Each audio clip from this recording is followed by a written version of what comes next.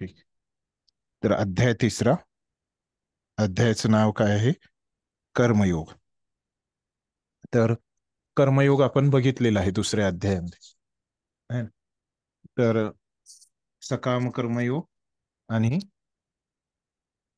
दुसरा कोणता? निष्काम कर्मयोग. हा, सकाम निष्काम कर्मयोग. कर्मयोगाचा अर्थ काय होतो?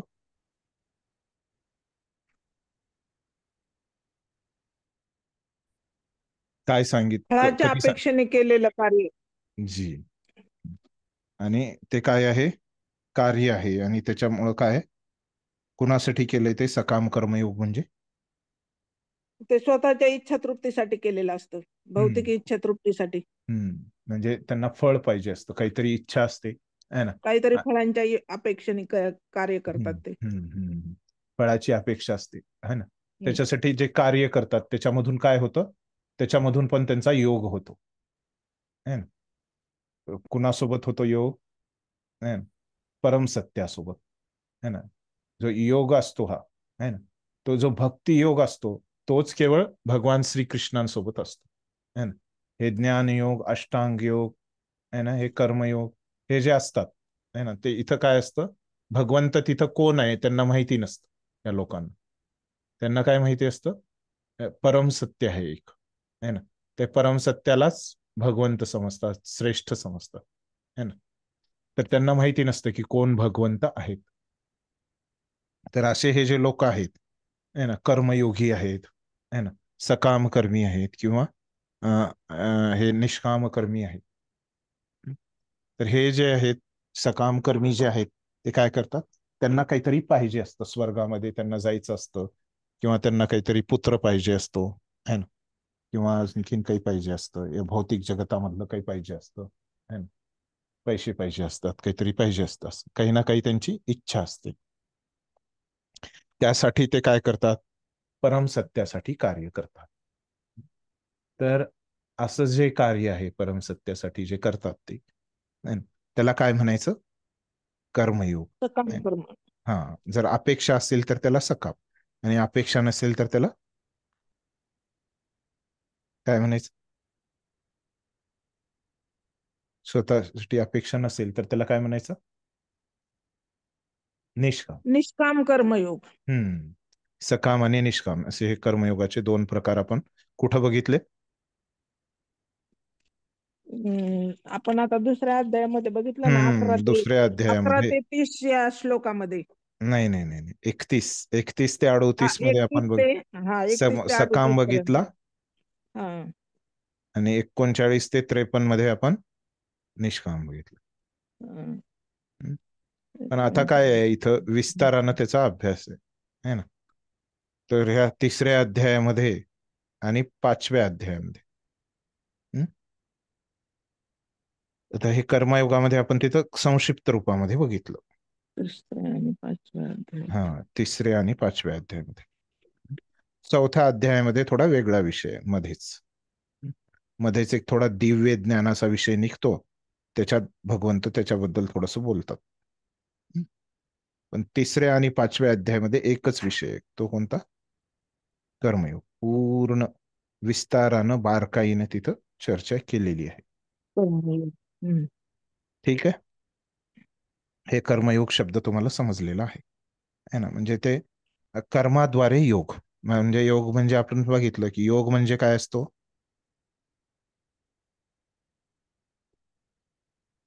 योग म्हणजे काय असतं? भगवंतांशी संबंध जोडणं, किंवा परम सत्यासोबत संबंध जोडणं. आता इथं इथं माहित नाहीये त्यांना काय ते, है ना? योग म्हणजे काय तर परम सत्यासोबत, किंवा प्रभुपाद कधी भगवंताशी कधी, संबंध जोडणे. हा, परम सत्य. खरं जर ते आपण हम्म. टेक्निकल म्हणजे काय तर, खरं जर आपण ते शास्त्रीय एकदम तंतोतंत ते एकदम जर शब्द वापरायचा असेल तर काय आहे तो? परम सत्य शब्द आहे. परम पण सत्य. प्रभुपाद कधी कधी म्हणतात की योग म्हणजे काय, की भगवंतांशी संबंध जोडणं, आहे ना? तो कशासाठी? तो भक्तांसाठी ती व्याख्या होते, आहे ना? भक्तांसाठी योगाची व्याख्या काय होते? भक्तांसाठी काय होतो योग शब्दाचा अर्थ? योग शब्द म्हणजे भगवंताच्या संतुष्टीसाठी करण्यात येणारे कार्याला योग म्हणतात. नाही नाही, योग नाही. म्हणजे काय तर भगवंतांशी संबंध जोडणं, ह्यालाच कार्य म्हणतात, है ना. आणि भगवंतांसाठी जे कार्य केलं जातं त्याला काय म्हणतात? हा. भक्ती. भगवंतांशी संबंध जोडण्यासाठी जे कार्य आहे त्याला काय म्हणायचं? भक्ती. आणि भगवंतांसोबत संबंध ह्याला काय म्हणायचं? योग. असं आहे. ते कुणासाठी आहे? हे व्याख्या कुणासाठी आहेत? भक्ताच्या संदर्भात आहे ना, भक्तासाठी आहे. भगवंत कुणाला माहित असतात? भक्तांनाच माहित असतात. हा. तर हे भक्तासाठी अशा व्याख्या आहेत. जे भक्त नाहीत त्यांच्यासाठी योग शब्दाची व्याख्या काय?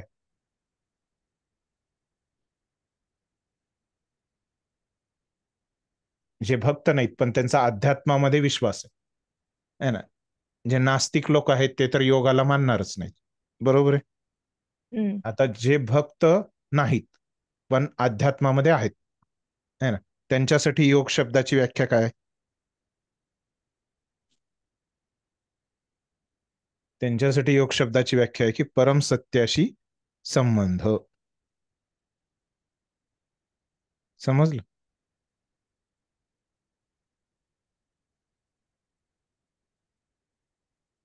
ठीक आहे, हे समजलं ना? स्पष्ट आहे ना हे? भक्त नाहीत पण अध्यात्मामध्ये आहेत हम्म. त्यांच्यासाठी.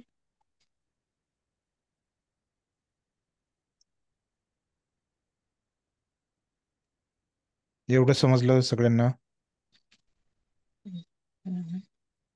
याच्यामध्ये कोणाला काही संभ्रम आहे, कन्फ्युजन आहे? परम सत्याशी ठीक आहे, आपण पुढे जाऊया आता. संबंध आता जोडून. पुढं काय म्हणतात, पहिला श्लोक. हम्म.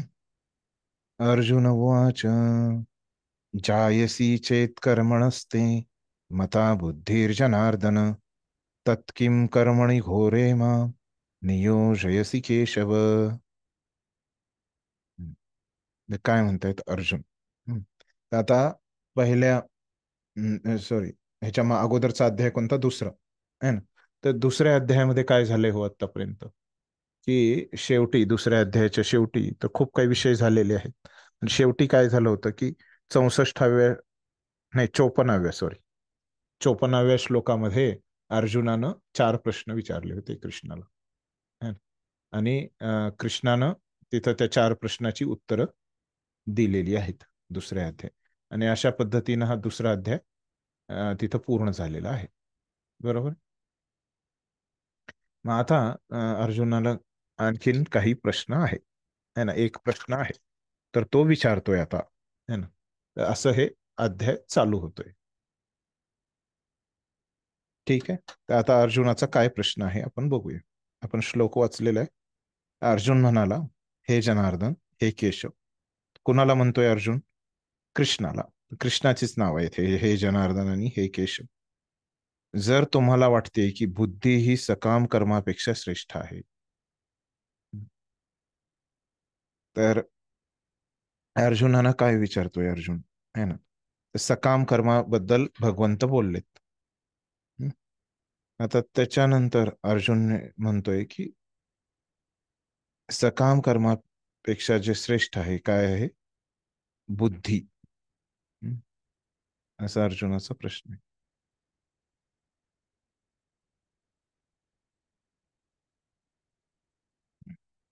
अर्जुन काय म्हणतोय की बुद्धी ही सकाम कर्मापेक्षा श्रेष्ठ आहे. तर तुम्ही मला या घोर युद्धात गुंतण्याचा आग्रह का करीत आहात? हं?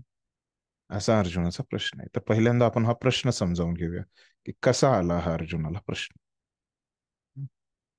तर तुम्ही जर गेलात, भगवद्गीता आहे तुमच्याकडे, तर त्याच्यामध्ये तुम्ही दुसऱ्या अध्यायाच्या 49व्या इथं पण मी दाखवू शकतो.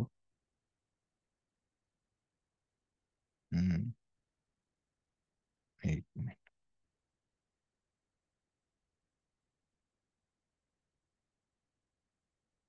49 ना प्रभूजी? हा,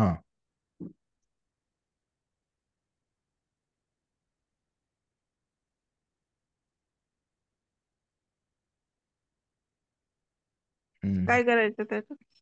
एक मिनिट, एक दाखवतो इथं, ते उघडतोय मी, सोपं जाईल मला सांगायला.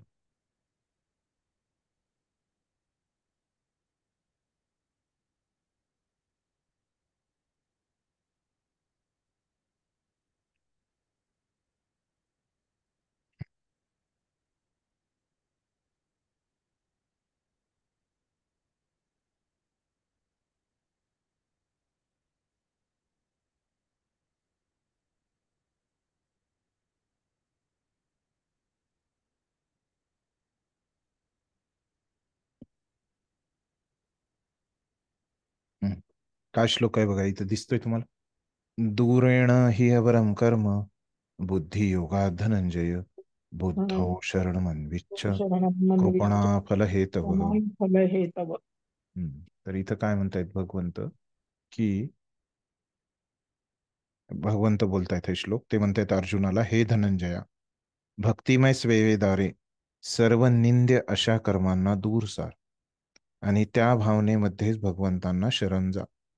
जे आपल्या कर्मफळाचा उपभोग घेऊ इच्छितात ते कृपणच आहेत. भगवंतांनी इथं काय म्हटलंय अर्जुनाला, की संस्कृतमध्ये काय म्हटलंय बघा, दूरेन, दूरच ठेव, ही अवरम कर्म, कशापासून? बुद्धियोगात धनंजय है ना. तर इथं प्रभुपादांनी बुद्धियोगाचं भाषांतर कृष्ण भावनेच्या बळावर असं केलंय, है ना. पण आता इथं प्रॉब्लेम काय झालाय, कृष्णानं तर असं म्हटलं, पण अर्जुनानं काय समजलंय? अर्जुनाला हे व्यवस्थित समजलेलं नाही, है ना. अर्जुनाने इथं काय समजलंय माहितीये का? अर्जुनाला आता काय वाटतंय, कृष्णानं असं सांगितलं की भक्तिमय सेवेद्वारे सर्व निंदे अशा कर्मांना तू दूर सार. पण अर्जुनांना असं वाटलंय की कर्मांना दूर सार हे जे म्हणतोय ना कृष्ण, तर कर्मांना तुम्ही कसं दूर सारू शकता? एखादे जे कर्म आहेत, है ना, ते जर आपण केले नाहीत, बरोबर आहे, जे कर्म आहेत आपण केले नाहीत,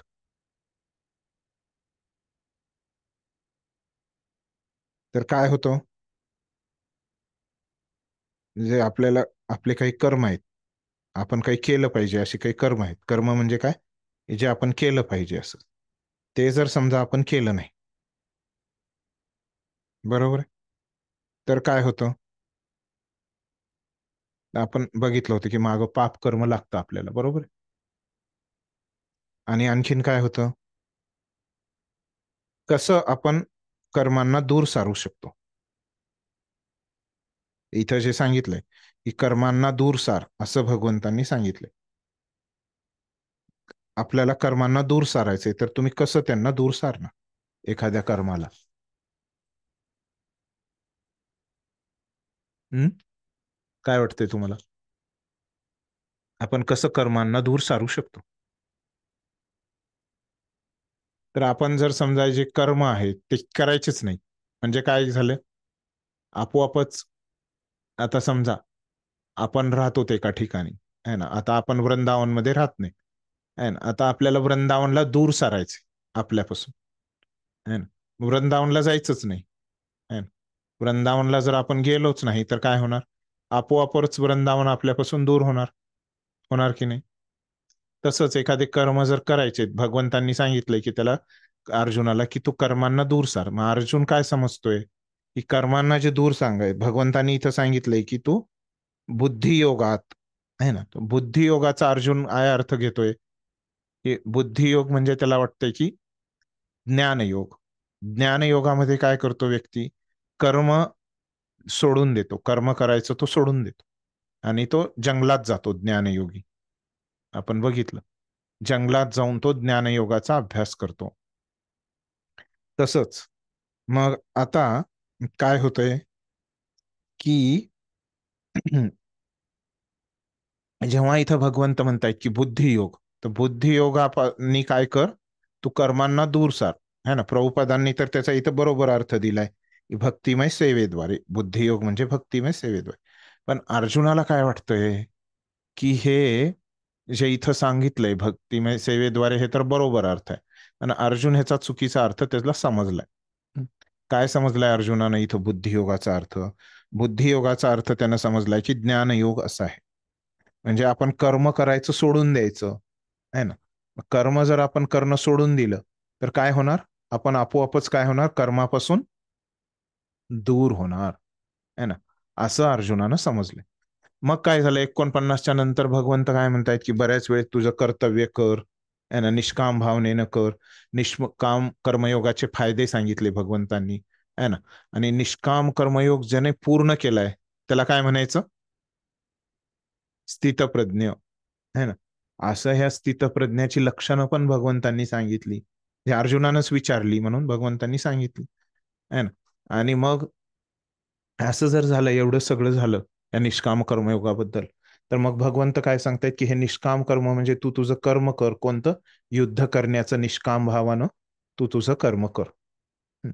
असं मग पुढं काय भगवंत म्हणतायत की तू कर्म कर तुझं. मग अर्जुनाला वाटते, अरे 49व्या श्लोकामध्ये तर भगवंतांनी सांगितलं की तू बुद्धियोगानी म्हणजे ज्ञानयोगानी काय कर, तुझं कर्म करणं सोडून दे है ना. आणि मग काय कर? पुन्हा तर सांगतायत की निष्काम कर्म कर. मग इथं भगवंत काय करतायत की दोन्ही बाजूनं बोलतायत. अरे निष्काम कर्म कर पण म्हणतायत आणि बुद्धियोगाचा अभ्यास कर म्हणजे कर्म करू पण नको असं दुसऱ्या अध्यायात भगवंत बोलतायत. असं अर्जुनाला वाटलं. त्याला जे वाटलं ते. हम्म. त्याला तसं वाटल्यामुळं आता तो प्रश्न काय विचारतोय अर्जुन इथं आपण बघूया 3ऱ्या अध्यायात.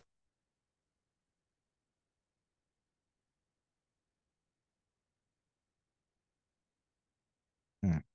तर आता इथं 3ऱ्या अध्यायामध्ये पहिल्या श्लोकामध्ये अर्जुन काय म्हणतोय की जर तुम्हाला वाटते की म्हणजे भगवंतांना म्हणतोय की जर तुम्हाला वाटलं की बुद्धी ही सकाम कर्मापेक्षा श्रेष्ठ आहे है ना. म्हणजे अर्जुनानं जे 2ऱ्या अध्यायाचा 49वा श्लोक आहे तो कसा समजला की हे बुद्धियोगाचा अभ्यास करायचा ज्ञानयोग आहे ना. ते कर्मयोगाच्या वर आहे ना ज्ञानयोग आहे ना. म्हणून त्याचा अभ्यास करायचा. आणि ज्ञानयोगाचा अभ्यास केला की आपोआपच काय होतो? कर्मयोग निघून जातो है ना. असं भगवंतांनी सांगितले. असं अर्जुनाला वाटतं. तसं नव्हतं सांगितलं पण तसं वाटलं अर्जुनाला. म्हणून अर्जुन सांगतोय की तुम्ही जर म्हणताय की बुद्धियोगाचा अभ्यास कर है ना, कारण तो श्रेष्ठ आहे है ना. आणि म्हणजे त्याचा अर्थ काय बुद्धियोगाचा? की तू तुझं कर्म सोडून दे है ना, असं तुम्ही म्हणताय. पण पुन्हा तुम्ही काय म्हणताय? तुम्हाला या घोर युद्ध गुंतण्याचा आग्रह का करीत आहे? आणि पुन्हा तुम्ही म्हणताय की युद्ध पण कर है ना, ते तुझ्यासाठी चांगलं आहे. निष्काम कर्मयोग आहे तुझ्यासाठी, ते तुझं कर्तव्य आहे है ना. असं पण तुम्ही म्हणताय. तर आता मी कसं समजू मग कोणतं चांगलं आहे है ना? हे युद्ध करणं चांगलं आहे ना, निष्काम कर्मयोग चांगला आहे की बुद्धियोग चांगला आहे की सगळं काही सोडून देणं हे चांगलं आहे? या दोन्ही मध्ये कोणतं चांगलं आहे हे मला आता समजत नाहीये. ते तुम्ही मला स्पष्ट करा. ठीक आहे. समजला अर्जुनाचा प्रश्न काय आहे? कोण सांगतं मग काय आहे अर्जुनाचा प्रश्न? तुमच्या भाषेत सांग. काय समजलं तुम्हाला?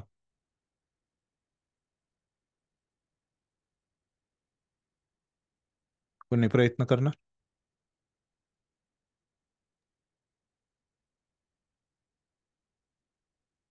सांगा तुमच्या भाषेत, जसं चुकू द्या, काही प्रॉब्लेम नाही चुकलं तर. हरे कृष्णा प्रभूजी. प्रयत्न करा. आ- हम्म, अर्जुनाला असं वाटतंय की हम्म, 49व्या श्लोकामध्ये भगवंत असं सांगतात हम्म, की तू तुझे नियत कर्म म्हणजे बुद्धियोगाचा वापर करून नियत कर्म तुझं सोडून दे. हम्म, आणि आता भगवंत असं सांगतात की तू तुझं कर्म कर. तुला जे हम्म. नेमून दिलेलं आहे ते तुझं आता नाही, कर्म तू त्याच्यानंतर केलं पाहिजे. 49व्या नंतर हा. 49व्या श्लोकात सांगतात की बुद्धियोग म्हणजे ज्ञानयोगाद्वारे ज्ञानयोगाचा हा. अभ्यास करून तू तुझे कर्म करणं सोडून दे असं सांगितलं. मग त्या हा. 49व्या त्या 2ऱ्या अध्यायात किती 72 श्लोक आहेत है ना. मग पुढच्या हो. श्लोकात सांगितलं की कर्म कर. तर तुम्ही दोन्ही हम्म. गोष्टी सांगताय की कर्म कर पण सांगताय आणि ज्ञानयोगाचा पण अभ्यास कर असं सांग. अभ्यास कर म्हणून सांगतात. हा. तर आता मला समजत नाही की दोन्ही मधलं काय समजत नाही अर्जुनाला? काय करावं नेमकं? कर्म जी. करावं का ज्ञानयोग अवलंबावा का हा. बुद्धियोग अवलंबावा? काय करावं हा, ते? कळत नाही अर्जुनाला.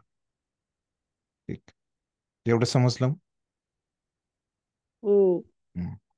तात्पर्य वाचून काय म्हणतात प्रभुपाद आपण बघू.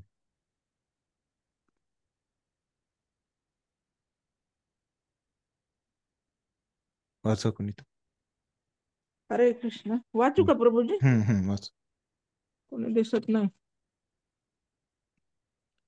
तात्पर्य: आपला जिवलग मित्र अर्जुन याला भौतिक दुःखाच्या महासागरातून मुक्त करण्याच्या दृष्टीने पुरुषोत्तम भगवान श्रीकृष्णांनी यापूर्वीच्या अध्यायात आत्म्याच्या स्वरूप स्थितीचे वर्णन केले आहे आणि आत्मसाक्षात्काराचा मान्य केलेला मार्ग म्हणजे बुद्धियोग किंवा कृष्ण भावना हा आहे अशी शिफारस केली आहे. काही वेळा कृष्ण भावना म्हणजे निष्क्रियता होय असा गैरसमज केला जातो आणि अशी समजूत असणारा मनुष्य बऱ्याच वेळा एकांतवासात पवित्र हरिनामाचा जप करून पूर्णपणे कृष्ण भावना भावित होण्याकडे प्रवृत्त होतो. परंतु कृष्ण भावनेच्या तत्वज्ञानात पारंगत झाल्याशिवाय एकांत स्थळी पवित्र हरिनामाचा जप करणे उचित नाही. कारण अशा ठिकाणी अज्ञानी लोकांकडून एखाद्याला केवळ पोकळ मान सन्मान प्राप्त होईल. अर्जुनालाही वाटले की कृष्ण भावना, बुद्धियोग किंवा आध्यात्मिक पथावरील ज्ञानविषयक बुद्धी म्हणजे सक्रिय जीवनातून निवृत्त होणे, एकांतवासात जप तप याचे आचरण करणे होय. दुसऱ्या शब्दात सांगायचे तर अर्जुनाला कृष्ण भावनेचे कारण सांगून चतुराईने युद्ध टाळायचे होते. परंतु प्रामाणिक शिष्य म्हणून त्याने ही गोष्ट आपल्या गुरुसमोर मांडली आणि श्रीकृष्णांना आपल्यासाठी आचरणीय अशा उचित मार्गाबद्दल प्रश्न केला. याचे उत्तर म्हणूनच भगवान श्रीकृष्णांनी कृष्ण भावना भावित कर्म किंवा कर्मयोगाचे विस्तृत वर्णन या 3ऱ्या अध्यायामध्ये केले आहे. हरे कृष्ण. धन्यवाद. तर काय म्हणतायत इथं प्रभुपाद आपण बघूया. प्रभुपाद आपल्याला सांगतायत की आपला जीवलग मित्र अर्जुन याला भौतिक दुःखाच्या महासागरातून मुक्त करण्याच्या दृष्टीने पुरुषोत्तम भगवान श्रीकृष्णांनी यापूर्वीच्या अध्यायात तर कृष्ण जे अर्जुनाला उपदेश करतायत त्याचा उद्देश इथं सांगितलं. काय उद्देश आहे त्याचा? कशासाठी कृष्णाने अर्जुनाला गीता सांगितली?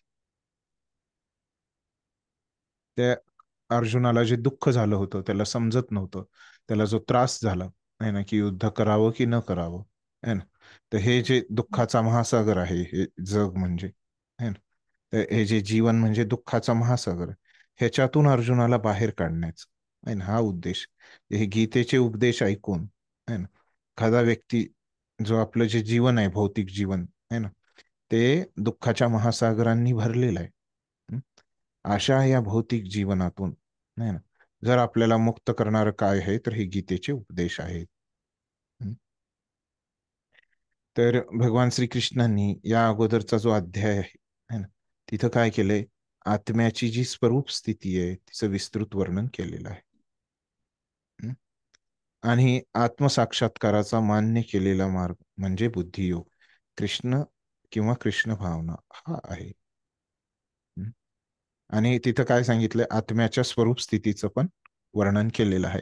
आपण शरीर नसून आपण आत्मा आहोत, है ना, हे पण आत्मा. इथं सांगितलं भगवंतांनी 2ऱ्या अध्यायामध्ये. बरोबर आहे.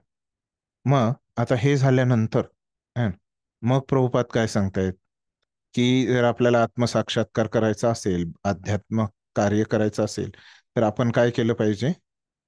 बुद्धियोग म्हणजे त्याचा अर्थ काय? खरा अर्थ की भक्ती, कृष्ण भावना, असं प्रभुपाद सांगतात. अशी शिफारस कोण करते? भगवंत करतायत. कुठे केली हे भगवंतांनी अशी शिफारस? कोणत्या श्लोकात केली? आता आपण बघितलं. बुद्धियोगाचा अभ्यास करण्यासाठी कुठं सांगितलं भगवंतांनी? 2ऱ्या अध्यायाच्या 49व्या श्लोकामध्ये. बरोबर आहे. काही वेळा कृष्ण भावना म्हणजे निष्क्रियता होय. तर लोकांना वाटतं, जसं अर्जुनाला वाटलं की बुद्धियोग म्हणजे काय वाटलं अर्जुनाला? काय वाटलं अर्जुनाला? सांगा. काय अर्थ आहे बुद्धियोगाचा? आपण जे नियमित कार्य करतो त्यातून मुक्त होणं. असं अर्जुनाला वाटलं. हा. पण तसं आहे का? नाही. तर त्याचं तसंच लोक प्रभुपाद तेच म्हणतात. काही वेळा कृष्ण भावना म्हणजे निष्क्रियता होय, है ना. म्हणजे जसं अर्जुनाला वाटलं की कर्म नाही करायचं म्हणजे हम्म. काय असतं, कर्म न करणं म्हणजे निष्क्रियता. निष्क्रियता. हा, काही काम न करणे, निष्क्रिय व्यक्ती म्हणतो ना आपण. काहीच कार्य करत नाही असा निष्क्रिय व्यक्ती, असं लोकांचा गैरसमज असतो. अशी गैरसमजूत असणारा मनुष्य बऱ्याच वेळा एकांतवासात पवित्र हरिनामाचा जप करून पूर्णपणे कृष्ण भावना भावित होण्याकडे प्रवृत्त होतो. हं? लोकांना वाटतं की हे कर्म सोडून द्यायचं सगळ्या प्रकारचं, आणि मग काय हम्म. करायचं की केवळ हरिनाम करत बसायचं, जंगलामध्ये जायचं आणि हरिनाम करायचं करीत एकांतवासात. बसायचे. हं. परंतु काय आहे, कृष्ण भावनेच्या तत्वज्ञानात पारंगत झाल्याशिवाय एकांत स्थळी पवित्र हरिनामाचा जप करणे उचित नाही. हं. पण प्रभुपाद काय सांगतायत की तसं जर तुम्ही केला तर बरेच लोकांनी तसं करण्याचा प्रयत्न केला, आपण बघतो इस्कॉनच्या हम्म. इतिहासामध्ये, आहे ना. पण पुन्हा काय केलं त्यांनी, थोड्या दिवसात सोडून दिलं, आहे ना. हम्म. पण मग तेच प्रभुपाद अगोदर चेतावणी देत आहेत. परंतु कृष्ण भावनेच्या तत्वज्ञानात पारंगत झाल्याशिवाय, आहे ना. जे तत्वज्ञान म्हणजे काय असतं, अभ्यास, आहे ना. पण हे जोपर्यंत तुम्ही कृष्ण भावनेचे जे ग्रंथ आहेत म्हणजे ते तत्वज्ञान आहे ग्रंथांचं, आहे ना, त्याच्यामध्ये पारंगत झाल्याशिवाय, आहे ना, ते ग्रंथ वाचून भक्ती करून, आहे ना, तेव्हाच तुम्ही जर असं केलं, तसं काही चुकीचं नाही, आहे ना. जंगलामध्ये जाऊन केवळ हरिनाम करणं चांगलं आहे, भक्तीच आहे. पण तसं तुम्ही करू शकणार नाही, आहे ना. कारण ते तुमची योग्यता नसताना तुम्ही ते कार्य करताय. करताय. हा, त्याच्यामुळे तुमचं पतन होणार. हं. ते एक चांगलंच कार्य करताय पण तुमची योग्यता नाही ते कार्य करणे. ती नाहीये. योग्यता कधी बरोबर येईल आहे. तुमच्यामध्ये, जेव्हा तुम्ही ग्रंथांचं अध्ययन कराल अभ्यास. आणि भक्ती कराल, म्हणजे त्या तत्वज्ञानात तुम्ही पारंगत म्हणजे एक्सपर्ट व्हाल. पारंगत म्हणजे एक्सपर्ट. त्याच्यामध्ये जेव्हा तुम्ही समजून घेऊन एक्सपर्ट व्हाल, तेव्हाच तुम्ही असं करू शकता, हरिनामाचा जप करणे ते ठीक आहे. कारण अशा ठिकाणी अज्ञानी लोकांकडून एखाद्याला केवळ पोकळ मान सन्मान प्राप्त होईल, है ना. तर असं जर तुम्ही केलात तर तुम्हाला काय होईल, केवळ मान सन्मान प्राप्त होईल. अर्जुनालाही वाटले, तसं नाही, पण अर्जुनाला तसं वाटतंय. सामान्य लोकांची तशी गैरसमज असते, गैरसमज असतो तसं, है ना. जसा अर्जुनाचा इथं गैरसमज झालेला आहे. हम्म. ठीक आहे. तर काय गैरसमज की कृष्ण भावना बुद्धियोग किंवा आध्यात्मिक पथावरील ज्ञानविषयक बुद्धी म्हणजे सक्रिय जीवनातून निवृत्त होणे. होणे. म्हणजे काय, कर्म सोडून देणे, है ना. हम्म. सक्रिय हम्म. म्हणजे जे कार्य करत होते ते सक्रिय लोक निष्क्रिय बनणे, निवृत्त होणे. हम्म. ते निवृत्त काय होतं, आपण म्हणतो ना सेवानिवृत्त झाला. जे आधी सेवेमध्ये होता, नोकरीमध्ये होता, सेवानिवृत्ती समारोह करतो आपण, है ना. की कोणी रिटायर झालं तर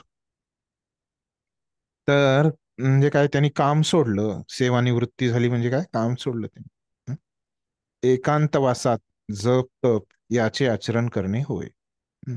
एकांतात जाऊन जप करणे, भक्ती करणे, असं असतं लोकांचा अर्थ. दुसऱ्या शब्दात सांगावयाचे तर अर्जुनाला कृष्ण भावनेचे कारण सांगून चतुराईने युद्ध टाळायचे होते. हम्म. हे तर बाहेरून दाखवतोय अर्जुन, आणि त्याच्यामध्ये हृदयात काय आहे हो, की भक्तीच्या नावाखाली त्याला काय करायचं होतं, युद्धापासून. युद्ध टाळायचं होतं. हम्म, हम्म. नको, टेन्शनच नको, माझे पुढे आजोबा आहेत, गुरु आहेत, नकोच, हे सगळंच टाळू द्या. हम्म. परंतु प्रामाणिक शिष्य म्हणून त्याने ही गोष्ट आपल्या गुरुसमोर मांडली. शिष्य कोण नसतो, त्याला काही पण वाटू. हम्म. तो काही पण निर्णय घेण्याच्या आधी आपल्या काय करतो, गुरुकडे येतो आणि त्यांना सांगतो, है ना, त्यांचं मत घेतो, मी असं असं करत आहे, है ना. तुम्हाला काय वाटतं ह्याच्याबद्दल, हं? मी करावं की नाही करावं. ते खरं शिष्याचं लक्षण असतं. तर तेच प्रभुपाद सांगताय तिथं की अर्जुन पण भगवंतांना त्यानं शिष्य स्वीकार केले है ना. कधी स्वीकार केले हो?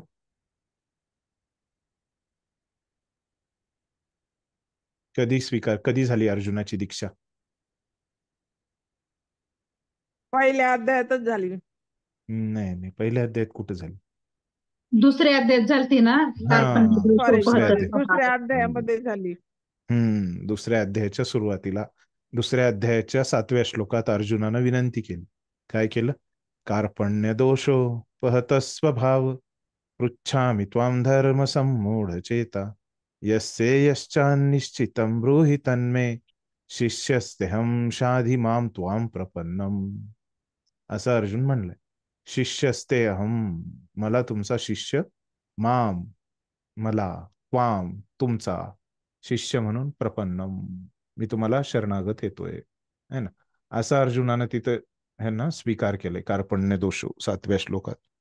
मग त्याच्यामुळं इथं आता तो आपल्या शिष्य म्हणून त्यानं हे केलंय, हृदयामध्ये स्वतःला शिष्य समजलंय. मग तो शिष्याचं कार्य चांगलं करतोय, भलेही त्याचं काही का असणार आहे ना, की त्याची इच्छा काही का असणार की युद्धापासनं त्याला युद्धात त्याला टाळायचंय किंवा काही करायचंय, पण तो शिष्याचं कार्य चांगल्या पद्धतीनं करतोय. ठीक आहे. हा, याचे उत्तर म्हणून भगवान श्रीकृष्णांनी कृष्ण भावना भावित कर्म किंवा कर्मयोगाचे विस्तृत वर्णन या 3ऱ्या अध्यायामध्ये केले. आता इथं जे अर्जुनानं प्रश्न विचारलाय है ना, त्याचं उत्तर भगवंतांनी काय केले या 3ऱ्या अध्यायामध्ये आणि 5व्या अध्यायामध्ये पण है ना. मध्ये मध्ये अनेक अनेक प्रश्न विचारतोय अर्जुन है ना, पण सगळे जे पुढचे प्रश्न आहेत है ना, ते काय आहेत? हे कर्मयोगाच्या विषयीच आहेत 3ऱ्या आणि 5व्या अध्यायात. ठीक आहे.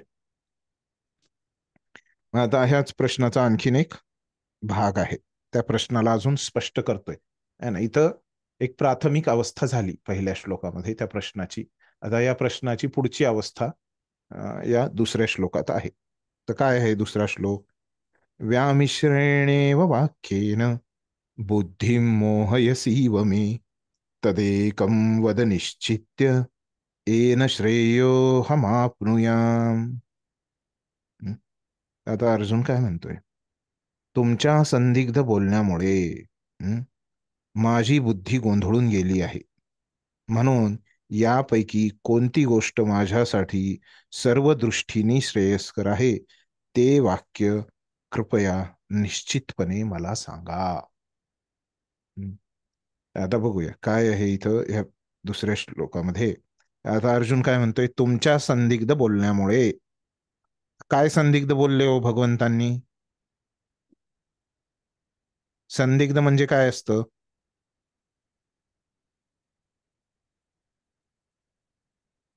तुम्हाला मी सांगितलेलं आहे. संदिग्धचा इथं प्रभुपादांनी आणखीन एक अर्थ दिलाय, दुटप्पी है ना, म्हणजे दोन्ही बाजूनं है ना, दुहेरी बोलणं, इकडून पण बोलायचं तिकडून पण बोलायचं. दुटप्पी किंवा दुहेरी. हा, काय बोलले भगवंतांनी असं दुहेरी दुटप्पी? ते सुरुवातीला म्हणाले की कर्म सोडून दे, तुझं निष्क्रिय हो तू. हा, कोणता शब्द वापरला ते निष्क्रिय व्हायला? म्हणले की कोणता शब्द तुझं वापरला कर्म त्यांनी कर.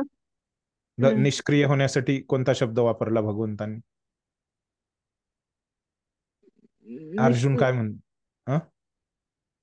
निष्क्रिय होण्यासाठी भगवंतांनी शब्द कोणता वापरला? हे तर मराठीत झालं निष्क्रिय. संस्कृतमध्ये भगवंतांनी काय शब्द वापरला?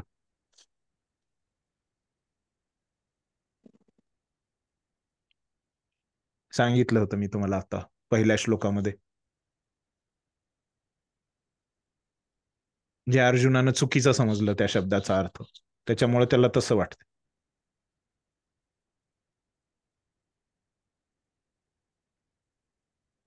निष्क्रिय कसं? अभ्यास, बुद्धियोगाचा अभ्यास. हा, बुद्धियोग है ना. अभ्यास. बुद्धियोग म्हणजे अर्जुनाला काय वाटलं की निष्क्रिय होणं. निष्क्रिय. हा, भगवंतांनी वापरलेला शब्द बुद्धियोग असा आहे है ना. तर मग आणि हे एका बाजूला की कर्म सोडून दे म्हणजे बुद्धियोगाचा अभ्यास कर, आणि दुसरं दुटप्पी, हे एक टप्पा झाला. दुसरा टप्पा काय? पुढं काय सांगितलं भगवंतांनी, की निष्काम कर्मयोग पण कर, त्याचे एवढे फायदे सांगितले है ना.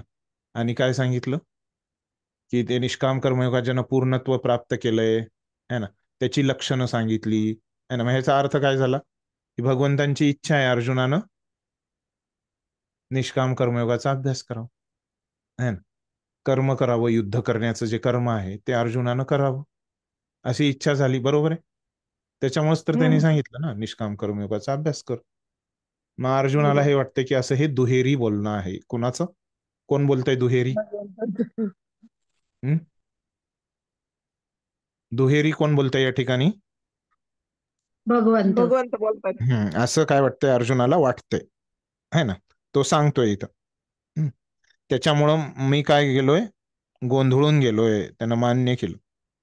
मला समजत नाही तुमच्या या दुहेरी बोलण्यामुळं मी गोंधळून गेलो इथं म्हटलं. मग पुढं काय म्हणतोय, म्हणून यापैकी कोणती गोष्ट, पण आता तुम्ही मला फिक्स सांगा.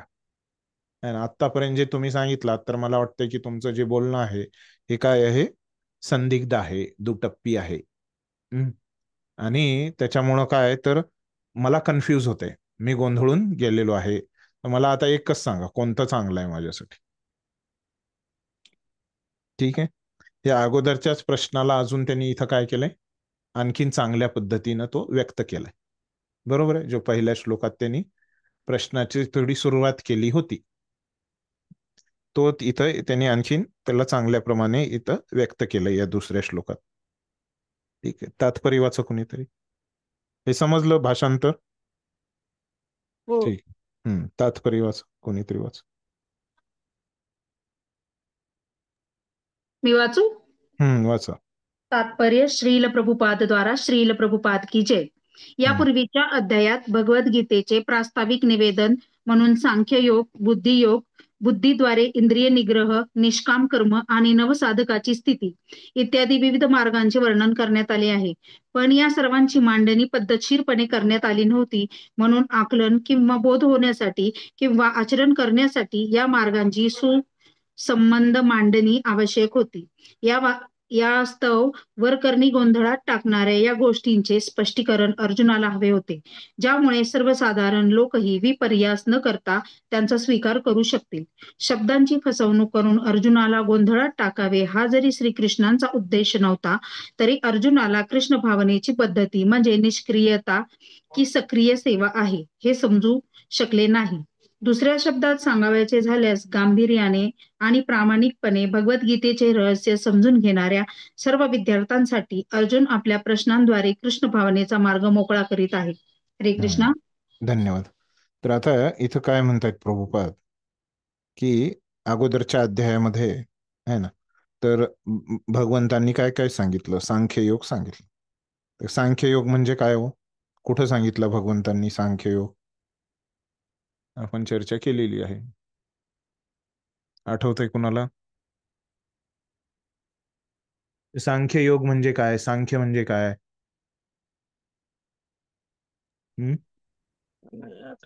सांख्य म्हणजे काय, तर जड पदार्थ है ना आणि चेतन पदार्थ ह्यांचं वर्गीकरण करून, त्यांचं विश्लेषण करून है ना, त्याच्याद्वारे भगवंतांशी संबंध साधणे है ना. योग म्हणजे काय, तर म्हणजे परमसत्याशी संबंध साधणे है ना, जे भक्त नाहीत त्यांच्यासाठी, आणि भक्तांसाठी भगवंतांशी संबंध साधणे.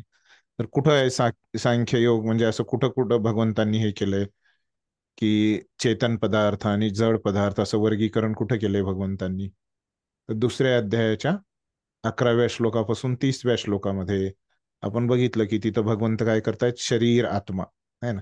शरीर कसं आहे, जड आहे है ना, अचेतन आहे, आणि आत्मा कसा आहे, चेतन आहे है ना. चेतन. आता तिथं भगवंतांनी असा भेद केलाय, चेतन आणि अचेतन है ना, जड आणि चेतन असा भेद करून भगवंतांनी तिथं हे सांख्ययोगाचे सुरुवातीचं काही गोष्टी सांगितल्यात, की आपण शरीर नसून आत्मा कसे आहोत.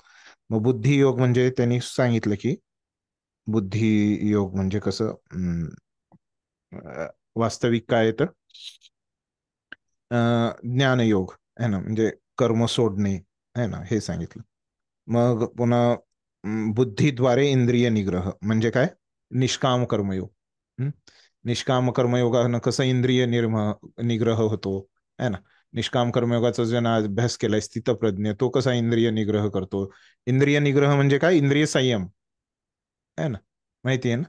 इंद्रिय संयम आपण विस्तारानं त्याची चर्चा केली कुठं, स्थितप्रज्ञाच्या ह्याच्यामध्ये आहे ना, भगवंतांनी सांगितलं. निष्काम कर्माबद्दल त्यांनी सांगितलं. पुन्हा नवसाधकाची स्थिती म्हणजे नवसाधक, नवीन नवीन जे लोक असतात भक्तीमध्ये अध्यात्मामध्ये, त्यांची स्थिती कशी असते, अर्जुनाप्रमाणेच असते. ते गोंधळलेल्या अवस्थेत असतात. मग ते सुरुवातीला काय करतो व्यक्ती, नवसाधक गुरु करतो, गुरुकडून शिक्षा प्राप्त करतो, शिक्षण घेतो, आणि मग बाकीचे हे सगळे शिक्षण आहे ना. त्या अर्जुनानं जसं पहिल्यांदा गुरुला आपल्या जीवनामध्ये केलं, कारण तो नवसाधक याच्या भूमिकेमध्ये आपल्या साधनेला तो सुरुवात करत होता, भक्तीला सुरुवात करत होता. असंही नवसाधकाची परिस्थिती कशी अर्जुनासारखी आहे ना. असं विविध आपण बघितलं की खूप काही अन्य चर्चा पण भगवंतांनी विविध चर्चा या ठिकाणी केलेल्या आहेत, बरोबर. पण या सर्वांची मांडणी पद्धतशीरपणे करण्यात आली नव्हती. पण इथं काय आहे की स्पष्ट नाही झालं पद्धतशीरपणे, अजून अर्जुनाला कळालेलं नाहीये, सामान्य लोकांना कळालेलं नाही. आपल्याला काय आहे की वरिष्ठ भक्तांनी सांगितलंय आपल्याला, म्हणून ते एक आहे. आणि आपण प्रभुपादांच्या हे वाचतोय, आपल्याला प्रभुपाद इथं सांगतायत म्हणून आपल्याला कळतंय है ना. आणि अर्जुनाला काय एवढं कोणी सांगत नाही, त्याला कृष्ण बोलतायत आणि झालं लगेच. त्याच्यामुळं असं फक्त कृष्ण जे बोलतायत त्याच्यावरून एवढं स्पष्ट होत नाही है ना, जसं अर्जुनाला नाही झालं. तर ते ठीक आहे.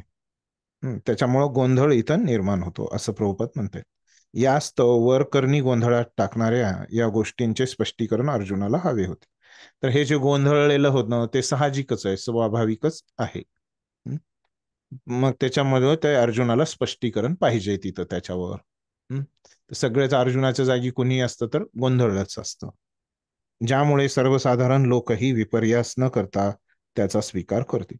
नाही, अर्जुनाला सांगण्याच्या मध्ये काय होईल, आपल्यासारख्या सगळ्या सर्वसामान्य लोकांना पण स्पष्ट होणार आहे ना, की काय श्रेष्ठ आहे या दोन्हीमध्ये, कर्म करणं की कर्म न करणं, ह्याच्यातला श्रेयस्कर मार्ग कोणता. शब्दांची फसवणूक करून अर्जुनाला गोंधळात टाकावे हा जरी श्रीकृष्णांचा उद्देश नव्हता, तर अर्जुन इथं गोंधळात पडलेला आहे. पण श्रीकृष्णांना तर पाहिजे होतं का, श्रीकृष्णांनी बोलले, ते उत्तर दिले. अर्जुनाने जे प्रश्न विचारले श्रीकृष्णांनी त्याचं उत्तर दिलं. अर्जुनाने जे कारण सांगितले श्रीकृष्णांनी त्याचं खंडन केलं. पण अशा पद्धतीने जे खंडन केलं त्याचा उद्देश काय होता, की अर्जुनाला कळावं हाच होता. अर्जुनाला समजू नये किंवा अर्जुनास गोंधळ वाढावा असा होता का, नाही. अर्जुनाच्या जीवनात जो आधीच गोंधळ आहे, त्याच्या जीवनात जे आधीच दुःख आहे ते दूर करायचं असा भगवंतांचा उद्देश होता है ना. त्याच्यासाठी ते मदत करतायत है ना, त्याचा गोंधळ वाढवायला मदत करतायत का, नाही. दुसऱ्या शब्दात सांगावयाचे सर, त्याच्या आधीच एक राहिलं ना, हा, गोंधळात टाकावे हा जरी श्रीकृष्णांचा उद्देश नव्हता तरी अर्जुनाला कृष्ण भावनेची पद्धती म्हणजे निष्क्रियता की सक्रिय सेवा हे समजू शकले नाही. भगवंतांचा जरी तसा उद्देश नव्हता तरी अर्जुनाला ते स्पष्ट झालं नाही. अर्जुनाला ते स्पष्ट नाही झालं, की त्याला समजलं नाही की बाबा भक्ती म्हणजे काय आहे, कर्म करणे आहे की कर्म न करणे हे आहे. दुसऱ्या शब्दात सांगावयाचे झाल्यास गांभीर्याने आणि प्रामाणिकपणे भगवद्गीतेचे रहस्य समजावून घेणाऱ्या सर्व विद्यार्थ्यांसाठी अर्जुन आपल्या प्रश्नांद्वारे कृष्ण भावनेचा मार्ग मोकळा करीत आहे. तर दुसऱ्या शब्दात जर सांगायचं झालं तर काय आहे की अर्जुनाला काही समस्या नाहीये किंवा तो काही गोंधळात पडलेला नाहीये, तो खूप महान व्यक्ती आहे. पण तो आपल्यासाठी अशी भूमिका घेतोय की जेणेकरून भगवंतांनी गीता सांगावी आणि सामान्य लोकांचा त्याचा लाभ हवा. अर्जुनाला प्रश्नच नसते तर कृष्णाने गीता सांगितलीच नसते है ना. अर्जुनाला जे हे प्रश्न वाटतायत ते काय करतोय, तो आपल्यासाठी विचारतोय, त्याला ह्या प्रश्न पडलेलेच नाहीयेत, आपल्याला जास्त समजावं म्हणून अर्जुन प्रश्न विचारतोय. ठीक आहे, आपल्यासाठी आहे असं प्रभुपाद सांगतोय. आता अर्जुनानं इथं एक प्रश्न विचारलेला आहे 2 श्लोकामध्ये आहे ना. पहिल्या श्लोकात थोडस सुरुवात केली आहे प्रश्न विचारायला आणि दुसऱ्या श्लोकात आणखीन त्याचा स्पष्टता वाढवलेली आहे त्या प्रश्नाची. ठीक आहे, एवढं समजले 2 श्लोक. अर्जुनाचा प्रश्न समजला? ठीक आहे. आता भगवंत काय उत्तर देत आहेत या अर्जुनाच्या प्रश्नाचं आपण बघूया. श्री भगवान उवाच लोकेस्मिन् द्विविधा निष्ठा पुरा प्रोक्ता मया नघ ज्ञानयोगेन सांख्यानां कर्मयोगेन योगिनां. तर भगवान काय म्हणते? श्री भगवान म्हणाले, हे निष्पाप अर्जुना, मी यापूर्वीच सांगितले आहे की आत्मसाक्षात्कारासाठी प्रयत्न करणाऱ्या मनुष्यांचे दोन वर्ग आहेत, है ना. भगवान म्हणतायत की मी तुला अगोदर सांगितलं आहे, हे जे आत्मसाक्षात्कारासाठी म्हणजे अध्यात्मामध्ये जे लोक आहेत, है ना, त्यांचे दोन वर्ग आहेत, ते दोन प्रकारचे आहेत, है ना. तर काही जण जे आहेत ते काय ज्ञानयोगी आहेत. पहिला वर्ग काय? ज्ञानयोगी. आणि दुसरं काय आहे तर कर्मयोगी. हम्म. कसं कसं कळालं हे दोन वर्ग आहेत? तर कर्मयोगी किंवा भक्तियोगी असं पण त्याला आपण म्हणू शकतो. भगवंतांसाठी जर कर्म करत असेल तर भक्तियोगी, परम सत्यासाठी कर्म करत असेल तर कर्मयोगी, है ना. कसं कळालं दोन वर्ग आपल्याला? काही जणांचा तात्विक तर्काद्वारे अर्थात ज्ञानयोगाद्वारे, है ना. तर आपण बघितलं की जे ज्ञानयोगी असतात ते केवळ तर्क करतात, ते काहीच कार्य कर्म करत नाही. तर ज्ञानयोगांची साधना काय असते? ते जंगलामध्ये जातात आणि केवळ शास्त्रांवर ते तर्क करत राहतात, है ना, काहीच भक्ती करत नाही. हम्म. तर असे हे ज्ञानयोगी जे आहेत, है ना. तर हे जो पहिला मार्ग झाला, है ना. दुसरा काय आहे? भक्तिपूर्ण सेवेद्वारे आत्मसाक्षात्कारी होण्याकडे कल, है ना. म्हणजे दुसरा मार्ग आहे कर्मयोगी. म्हणजे भक्त नसेल तर तो परमसत्यासाठी कर्म करतो, आणि भक्त असेल तर तो भगवंतांसाठी कर्म करतो. भक्तियोगी किंवा कर्मयोगी अशा दोन गोष्टीद्वारे. भक्तियोगी म्हणजे काय तर भक्तिपूर्ण सेवेद्वारे तो आत्मसाक्षात्कार त्याला होण्याकडे त्याचा कल असतो, है ना. ठीक आहे. भगवंताने उत्तर द्यायला सुरू केलंय, है ना. तिसऱ्या श्लोकापासून भगवंत इथं 8व्या की 9व्या, एक मिनिट मी सांगतो बघून, की हा 9व्या श्लोकापर्यंत, है ना. तिसऱ्या श्लोकापासून 9व्या श्लोकापर्यंत भगवंत काय करतायत या अर्जुनाचं उत्तर देत आहेत. हे किती श्लोक झाले? तिसऱ्यापासून 9व्या पर्यंत म्हणजे 7 श्लोक झाले. हे 7 श्लोक जेव्हा पूर्ण होतील तेव्हा अर्जुनाच्या प्रश्नाचं पूर्ण उत्तर मिळेल, है ना. तर आता त्यांनी सुरुवात केली आहे भगवंतांनी. तर ह्या श्लोकामध्ये काय सांगितलं की अध्यात्मामध्ये जे लोक आहेत त्यांचे दोन वर्ग आहेत. एक आहे कोणता? ज्ञानयोगी, है ना, जे ज्ञानयोगाचा अभ्यास करतात. आणि दुसरा जो आहे कर्मयोगी किंवा भक्तियोगी. ठीक आहे. वाचा तात्पर्य, वाचा तात्पर्य, वाचा कोणी.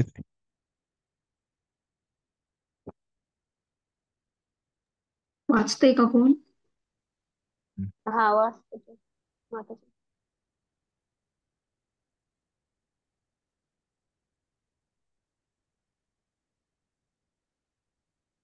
तात्पर्य जगद्गुरु श्रील प्रभुपाद की जय. दुसऱ्या अध्यायातील 39व्या श्लोकामध्ये सांख्ययोग आणि कर्मयोग किंवा बुद्धियोग या मार्गाचे वर्णन भगवंतांनी केले आहे, आणि याच मार्गाने अधिक स्पष्टीकरण भगवंतांनी या श्लोकामध्ये केले आहे. ज्या लोकांची तर्क करून प्रायोगिक ज्ञान आणि तत्वज्ञान यांच्या सहाय्याने सर्व ज्ञान प्राप्त करण्याची प्रवृत्ती आहे, त्यांच्यासाठी सांख्ययोग किंवा आत्मा आणि प्रकृतीच्या स्वरूपाचे पृथक्करणात्मक ज्ञान ही विषय वस्तू आहे. दुसऱ्या अध्यायातील 61व्या श्लोक मध्ये सांगितल्याप्रमाणे मनुष्याचा दुसरा वर्ग हा कृष्ण भावनाभावित कर्म करणाऱ्यांचा आहे. 39व्या श्लोकातही भगवंतांनी सांगितले आहे की बुद्धियोग किंवा कृष्ण भावनेच्या तत्वानुसार कर्म केल्याने मनुष्याची कर्मबंधनातून सुटका होऊ शकते. तसेच या पद्धतीमध्ये काहीच दोष नाही. याच तत्वाचे अधिक स्पष्टीकरण 61व्या श्लोकमध्येही असे करण्यात आले आहे की हा बुद्धियोग म्हणजे पूर्णपणे परमेश्वरांवर श्रीकृष्णांवर विसंबून राहणे आणि या प्रकारे सर्व इंद्रियांना सहजपणे संयमित केले जाऊ शकते. म्हणून ज्याप्रमाणे धर्म आणि तत्वज्ञान दोन्ही परस्परावलंबी आहेत, त्याप्रमाणे दोन्ही प्रकारे योगही परस्परपूरक आहेत. तत्वज्ञानविरहित धर्म म्हणजे केवळ भावना आहे किंवा कधी-कधी धर्मांधता आहे आणि धर्मविरहित तत्वज्ञान म्हणजे केवळ मानसिक कल्पना आहे. अंतिम ध्येय हे श्रीकृष्णच आहेत. कारण जे तत्वज्ञानी प्रामाणिकपणे परम सत्याच्या शोधात आहेत ते सुद्धा शेवटी कृष्ण भावनेचीच प्राप्ती करतात आणि हे सुद्धा भगवद्गीतेत सांगण्यात आले आहे.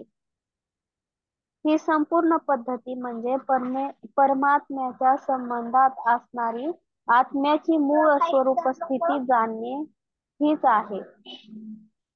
तार्किक तत्वज्ञान ही एक अप्रत्यक्ष पद्धत आहे. त्याद्वारे मनुष्य यथावकाश कृष्ण भावनेकडे येऊ शकतो आणि दुसरी पद्धती म्हणजे प्रत्यक्षपणे कृष्ण भावनेमध्ये सर्व गोष्टी संबंधित पाहणे होय. या दोन्हींपैकी कृष्ण भावनेचा मार्ग हा अधिक चांगला आहे. कारण तत्वज्ञानात्मक प्रक्रियेने होणाऱ्या इंद्रियांच्या शुद्धीकरणावर हा मार्ग अवलंबून नाही. कृष्ण भावना हीच मुळी स्वतः शुद्धीकरण करणारी प्रक्रिया आहे. प्रत्यक्ष भक्तिपूर्ण सेवेद्वारे ही सहज तसेच उदात्त आहे. हरे कृष्ण. जी, तर धन्यवाद. तर इथं काय सांगितलं, कृष्णानं फक्त सांगितलं श्लोकामध्ये की दोन मार्ग आहेत. तर एक मार्ग आहे ज्ञानयोगाचा आणि दुसरा मार्ग आहे कर्मयोगाचा किंवा भक्तियोगाचा, है ना.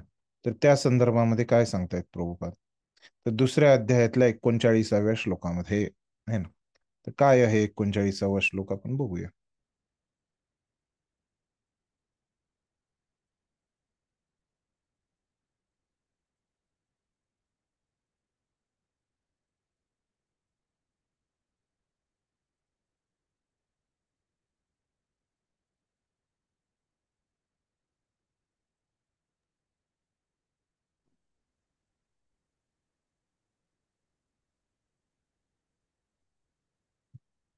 दिसतंय इथं.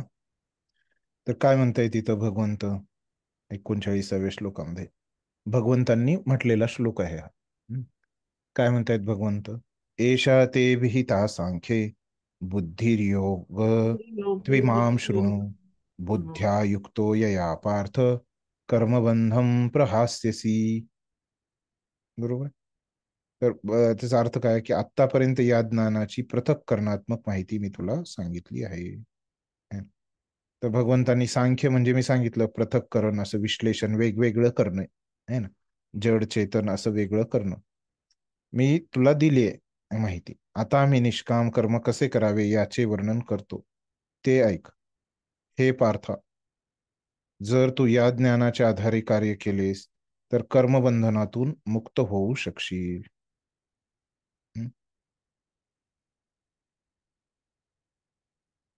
तर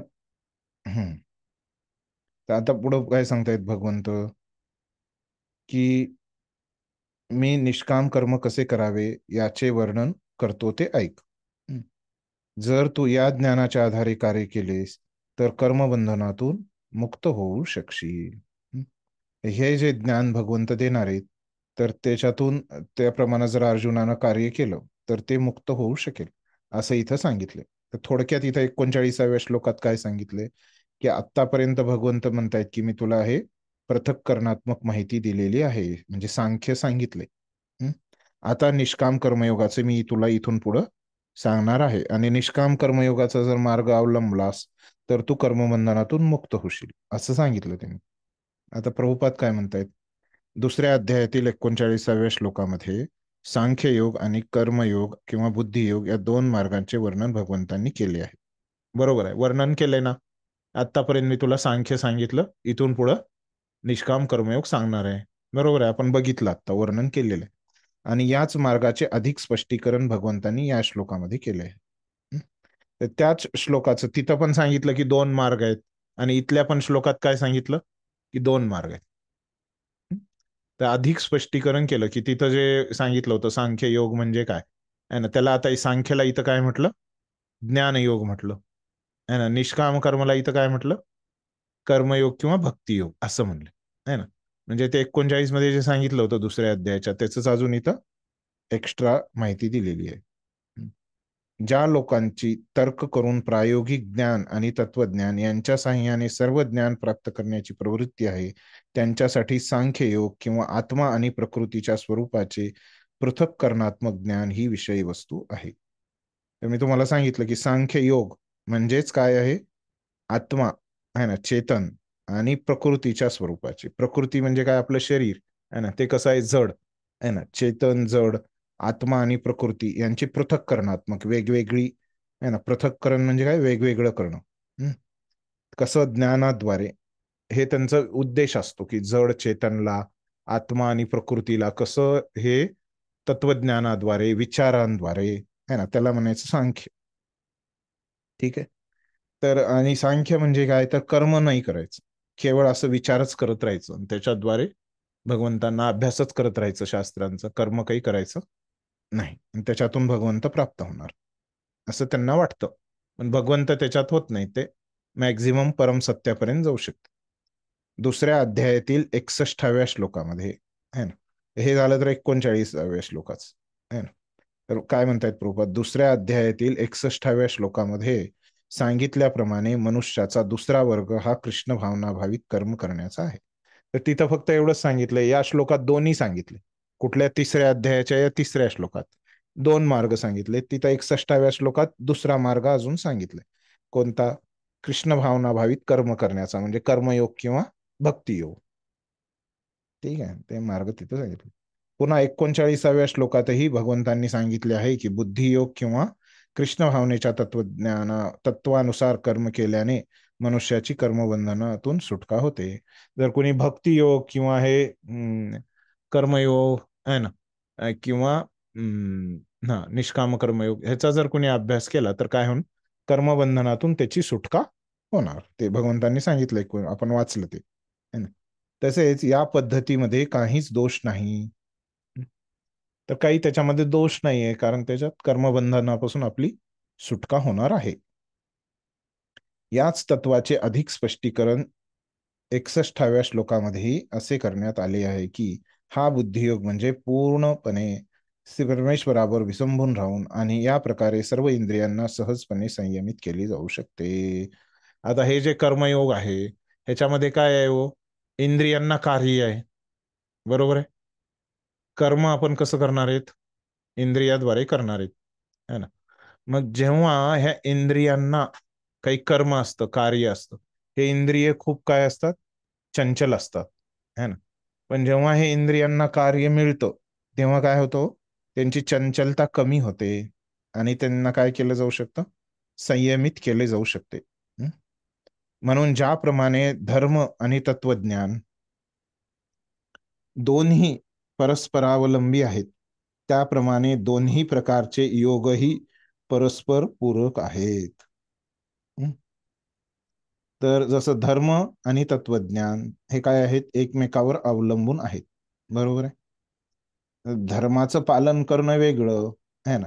धर्माचं पालन आपण कधी करू शकतो की आपल्याला तत्वज्ञान धर्माचं जर माहिती असेल है ना, धर्माचे जे ग्रंथ आहेत ते जर त्या ग्रंथामध्ये तत्वज्ञान काय माहिती सांगितली आहे ना, तरच आपण धर्माचं पालन करू शकतो. बरोबर आहे. धर्माचे तत्वज्ञानच आपल्याला माहित नाही, धार्मिक ग्रंथामध्येच काय सांगितलंय तेच आपल्याला माहित नाही, तर धर्माचं पालन आपण करू शकतो का? नाही करू शकत, है ना. आणि केवळ आपल्याला धर्माचं तत्वज्ञानच माहिती आहे, है ना. फक्त धार्मिक ग्रंथामध्ये काय सांगितलं एवढंच आपल्याला माहिती आहे, ते चालून पुरेसं आहे का हो? नाही, है ना. के हे धर्माचं तत्वज्ञान पण आपल्याला माहिती पाहिजे, आणि धर्म आपण त्याचं आचरण पण पुन्हा केलं पाहिजे, है ना. आणि धर्माचं केवळ आपण आचरणच करतोय तर, आणि तत्वज्ञान माहिती नाही, तर हे पण ठीक नाही. हे काय आहे, धर्म आणि धर्माचं तत्वज्ञान हे एकमेकावर अवलंबून आहे, है ना. दोन्ही केलं पाहिजे, है ना. जसं ट्रेन जे असतं त्याचे दोन पटरी असतात, है ना, दोन रूळ असतात. एका रुळावरूनच गेलं तर आपली गाडी चालणारच नाही, है ना. तसे हे दोन रूळ आहेत, धर्म आणि धर्माचं तत्वज्ञान, तेव्हाच आपली ही जी रेल्वे आहे ती चालेल. हा, तत्वज्ञान विरहित धर्म, है ना, म्हणजे केवळ भावना आहे, है ना. जसं धर्म जो आहे, तो त्याच्यामध्ये तत्वज्ञान नाही तर काय होईल, तो केवळ भावनिक होईल. हं? तिथं जर काही आधारच नसेल कोणत्या गोष्टीचा, तत्वज्ञानाचा, तर ते काय होईल, केवळ एक भावना होईल. आणि समजा केवळ हम्म, हम्म, आणि धर्मच नाहीये, केवळ तत्वज्ञानच आहे, केवळ धार्मिक ग्रंथच आहेत, तर तिथं काय होईल, केवळ मानसिक कल्पना, म्हणजे धर्माचं पालन करायचंय एवढं केवळ मनातच राहील, एक कल्पनाच राहील, वास्तविक तिथं काही धर्माचं पालन होणारच नाही. शास्त्र वाचून त्यांना एवढंच कळेल की बाबा धर्माचं पालन करायचं, धर्माचं पालन केलं पण पाहिजे ना, ते काहीच होणार नाही. फक्त ते म्हणतील, शास्त्र वाचून त्यांचा निष्कर्ष असं राहील की धर्माचं पालन करायचं. आणि काही लोक कसे असतात की नुसतं ते पालन करत राहतात धर्माचं, त्यांना माहीतच नाही की शास्त्रात काय सांगितलं. हे दोन्ही चुकीचे आहेत. तर तिथं काय झालं पाहिजे, दोन्ही केलं पाहिजे, है ना. धर्माचं पालन पण केलं पाहिजे, आणि तिथं हे पण धर्माचं तत्वज्ञानाचा पण अभ्यास केला पाहिजे. ठीक आहे.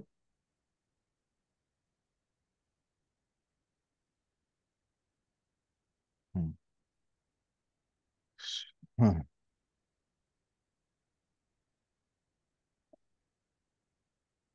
ठीक आहे, कुठे गेलं ते?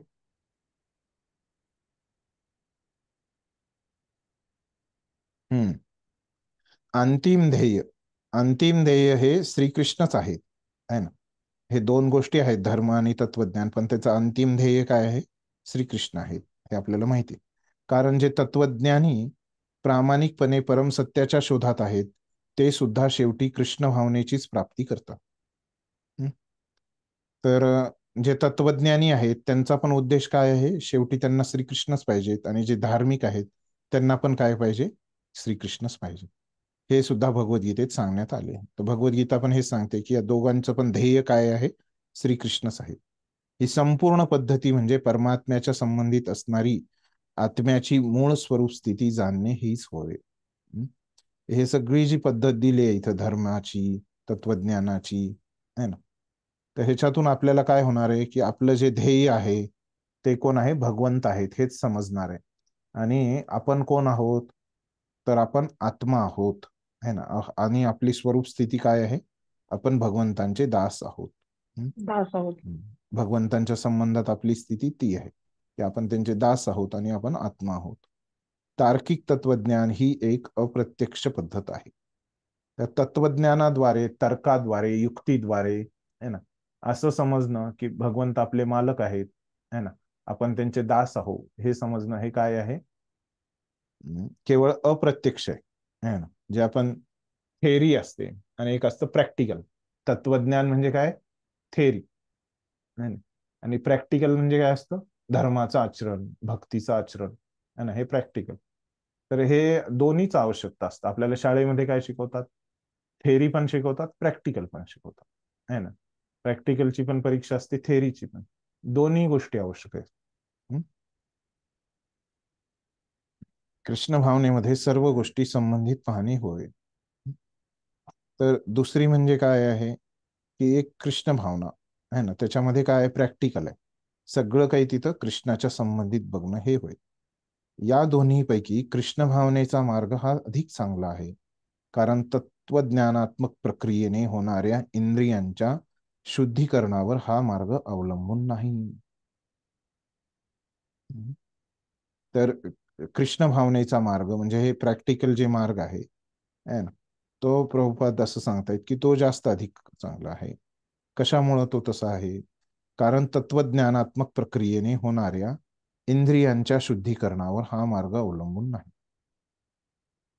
ह्या मार्गामध्ये काय आहे की इंद्रियांचं जे शुद्धीकरण होतंय है ना, ते ह्या तत्वज्ञानावर त्याच्यावर तो मार्ग अवलंबून नाही. ठीक आहे. तर कृष्ण भावना हीच मुळी स्वतः शुद्धीकरण करणारी प्रक्रिया आहे. तर भक्ती हीच काय आहे? कृष्ण भावना म्हणजे भक्ती हीच शुद्धीकरणाची प्रक्रिया आहे. प्रत्यक्ष भक्तिपूर्ण सेवेद्वारे ही सहज तसेच उदात्त आहे. हं?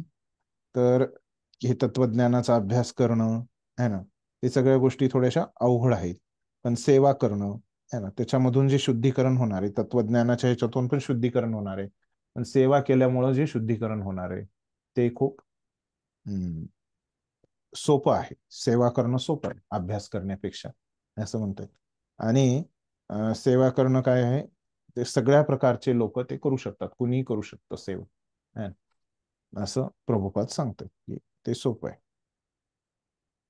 ठीक समजलं भगवंतांचं उत्तर. तर अजून ते अर्जुनाच्या प्रश्नाचं उत्तर देताना त्यांनी एकच श्लोक दिलाय, त्याच्यात काय म्हणले कृष्णा की बघ दोन मार्ग आहेत एवढंच म्हणले. आता अर्जुनानं पण सांगितलं होतं की दोन मार्ग आहेत है ना, पण त्याच्यामधला कोणता चांगला आहे असं त्याचा प्रश्न होता. आता सुरुवात केली भगवंतांनी, त्याच्यात सांगितलं बरोबर आहे दोन मार्ग आहेत है ना, कोणते.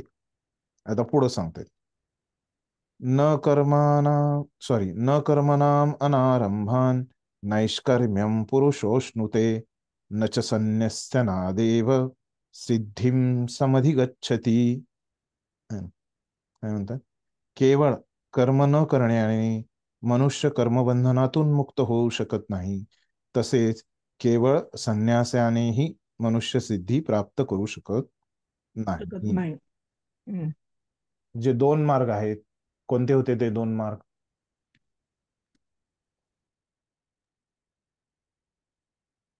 ज्ञानयोग आणि कर्मयोग. एक बरोबर. ज्ञानयोगी आणि दुसरा कर्मयोगी. बरोबर. तर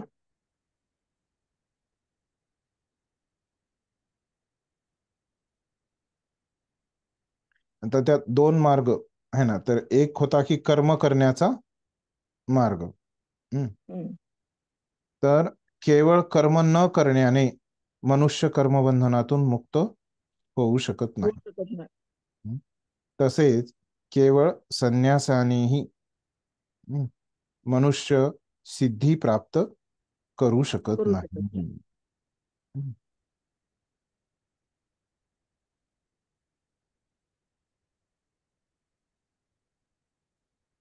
तर आता इथं काय आहे, दोन मार्ग आहेत. कोणते आहेत? केवळ कर्म न करण्याने. कर्म न करण्याचा इथं मार्ग कोणता आहे?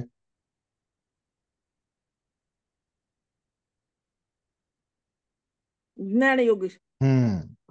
केवळ कर्म ज्ञानयोगी. न करण्याने है ना, कर्म हम्म. केलं नाही है ना, तर असं नाही की आपण कर्म नाही केलं म्हणून आपण कर्मबंधनातून मुक्त होणार, असं नाही. हं? आणि मग दुसरा काय आहे, ते म्हणतायत की संन्यासानेही.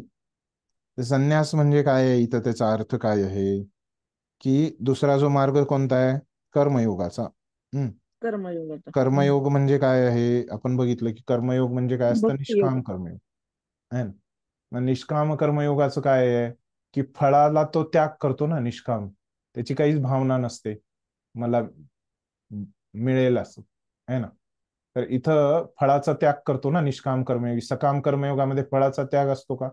त्याला फळाची नाही, इच्छा असते है ना. अपेक्षा असते. हा, तर जे दुसरा मार्ग आहे हे निष्काम कर्मयोगाचा म्हणजे कर्मयोगाचा आहे. पण आपण म्हणलं की कर्मयोग जिथं सांगितलेला आहे त्याचा अर्थ काय असतो की निष्काम कर्मयोग, ते एकच आहेत दोन्ही है ना. तर जेव्हा निष्काम कर्मयोग असतं तेव्हा काय होतं की तो त्याग करतो कशाचा? फळाचा. फळाचा. तर इथं बघा शब्दार्थामध्ये संन्यासी इथं शब्द वापरलाय, केवळ संन्यासानेही आहे ना, म्हणजे काय त्याचा त्यागाने आहे ना. तर केवळ कशाचा त्याग? फळाचा त्याग करून, म्हणजे कर्मयोगाचा अभ्यास केवळ केला तरी पण सिद्धी प्राप्त होत नाही, है ना. तर दोन्ही मार्ग आहेत. आता पहिल्या श्लोकात काय सांगितलं भगवंतांनी? दोन मार्ग आहेत, है ना. पण त्या दोन्ही पैकी केवळ तू एका मार्गावर चाललास, है ना, तर तुला दोन्ही मार्गाचं ध्येय काय आहे? दोन्ही कृष्णच मार्ग, आहेत. हा काय सांगितलं मला ऐकू नये. दोन्ही मार्ग, भगवंतच आहेत. दोन्ही हा मार्गांचं ध्येय भगवंतच आहेत. बरोबर आहे, आपण वाचलं, प्रभुपादांनी आपल्याला सांगितलं. दोन्ही हम्म. मार्गाचं ध्येय जे आहे ते कोण आहे? श्रीकृष्णच आहे, भगवंतच आहेत. है ना. इकडून तू हम्म. ज्ञानयोगाच्या जा किंवा ह्या निष्काम कर्माच्या मार्गावर जा, कर्मयोगाच्या, भक्तियोगाच्या मार्गावर जा. शेवटी तुला भगवंतच मिळणार आहेत. पण समस्या काय आहे? समस्या अशी आहे की अं, त्या दोन्ही कुठून पण गेला तर तुला भगवंत प्राप्त होऊ शकत नाही. हम्म. जरी तुझं ध्येय असलं तरी ते प्राप्त होणार नाही, है ना. जसं आपण आपल्या घरी आहेत आता समजा, है ना, तर घरून आपल्याला जायचंय, है ना, आज रविवारचा दिवस आहे, तर आपल्याला घरून आज संडे फिस्टला मंदिरात जायचंय, है ना. तर आपल्या घरून मंदिरात जाण्यासाठी खूप मार्ग असते, है ना. इकडून आपण वेगवेगळ्या 2-3 तर रस्ते असतात, एक शॉर्टकट, लॉंग कट, एक ट्रॅफिक न जाणार असते, एक हायवे कडून जाणार असते, एक मधल्या मधल्या गल्ली बोळातून जाणार एक असते, है ना. तर असे हे वेगवेगळे मार्ग असतात आपल्या घरातून मंदिराला जायचे, है ना. तसं आता इथं दोन मार्ग आहेत, है ना. तर एक आहे हम्म. ही ज्ञानयोगाचा आणि दुसरा आहे निष्काम कर्मयोगाचा. कर्मयोग, संन्यासाचा, किंवा त्याला संन्यास, हम्म. किंवा ह्याचा भक्तीचा, असे हे वेगवेगळे दुसऱ्या मार्गाला नाव आहे. या दोन्ही मार्ग आहेत मंदिराकडे जायचे, पण तिथं मंदिरात आपण जाऊ शकणार नाही जिथं कृष्ण आहे, है ना, असं भगवंत इथं सांगतायत, है ना. तर एवढं आपल्याला कळालं. आता पूर्ण जेव्हा 9 श्लोकापर्यंत जाऊ आपण तेव्हा पूर्ण उत्तर आपल्याला मिळेल, है ना. आता थोडं थोडं हम्म. उत्तर आपल्याला मिळत जाईल, है ना. आत्ताच पूर्ण उत्तर मिळणार. या 2 श्लोकात आपल्याला एवढं उत्तर मिळालं भगवंताकडून. आता प्रभुपादांकडून तात्पर्य वाचा, अजून आपण समजून घेऊया.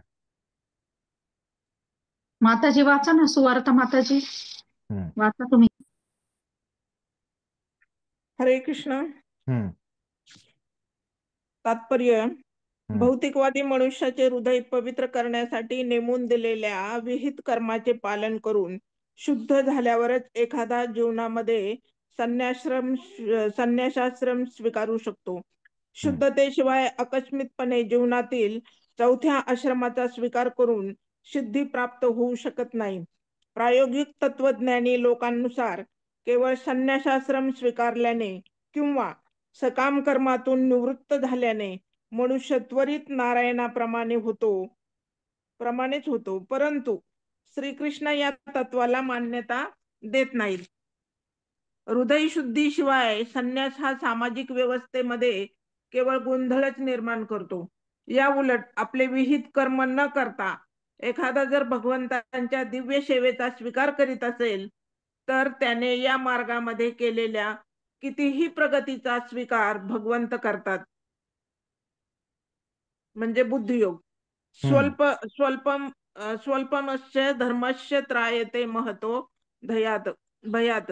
या तत्वाच्या अल्पशा पालनानेही एखादा महान संकटातून पार होऊ शकतो. हरे कृष्ण. धन्यवाद. काय प्रभुपाद आपल्याला सांगतायत की भौतिकवादी मनुष्याचे हृदय पवित्र करण्यासाठी नेमून दिलेल्या विहित कर्मांचे पालन करून शुद्ध झाल्यावरच एखादा जीवनामध्ये संन्यास आश्रम स्वीकार करू शकतो. तर कोण व्यक्तीने संन्यास घेतला पाहिजे, संन्यास दीक्षा घेतली पाहिजे, कोण आहे ना, त्याच्याबद्दल प्रभुपाद सांगतात. तर जेव्हा आपण अगोदर कोण असतो? भौतिकवादी असतो, है ना. आणि मग आपण हळूहळू भक्तीमध्ये येतो, है ना. तर असं जेव्हा एखादा व्यक्ती आहे तो भौतिकवादी आहे सुरुवातीला, है ना, आणि मग भौतिकवादी असताना मग काय त्याचं शुद्धीकरण झालं पाहिजे, है ना. तर जो भौतिकवादी व्यक्ती आहेत, है ना, तर त्यांचं शुद्धीकरण करण्याच्या वेगवेगळ्या पद्धती आहेत, है ना. कोणत्या कोणत्या आहेत आपण बघितलं. सांख्ययोग आहे, कर्मयोग आहे, निष्काम कर्मयोग आहे, भक्ती योग आहे ना, ज्ञान योग आहे, अष्टांग योग आहे ना. तर या वेगवेगळ्या पद्धती आहेत शुद्धीकरणाच्या, है ना.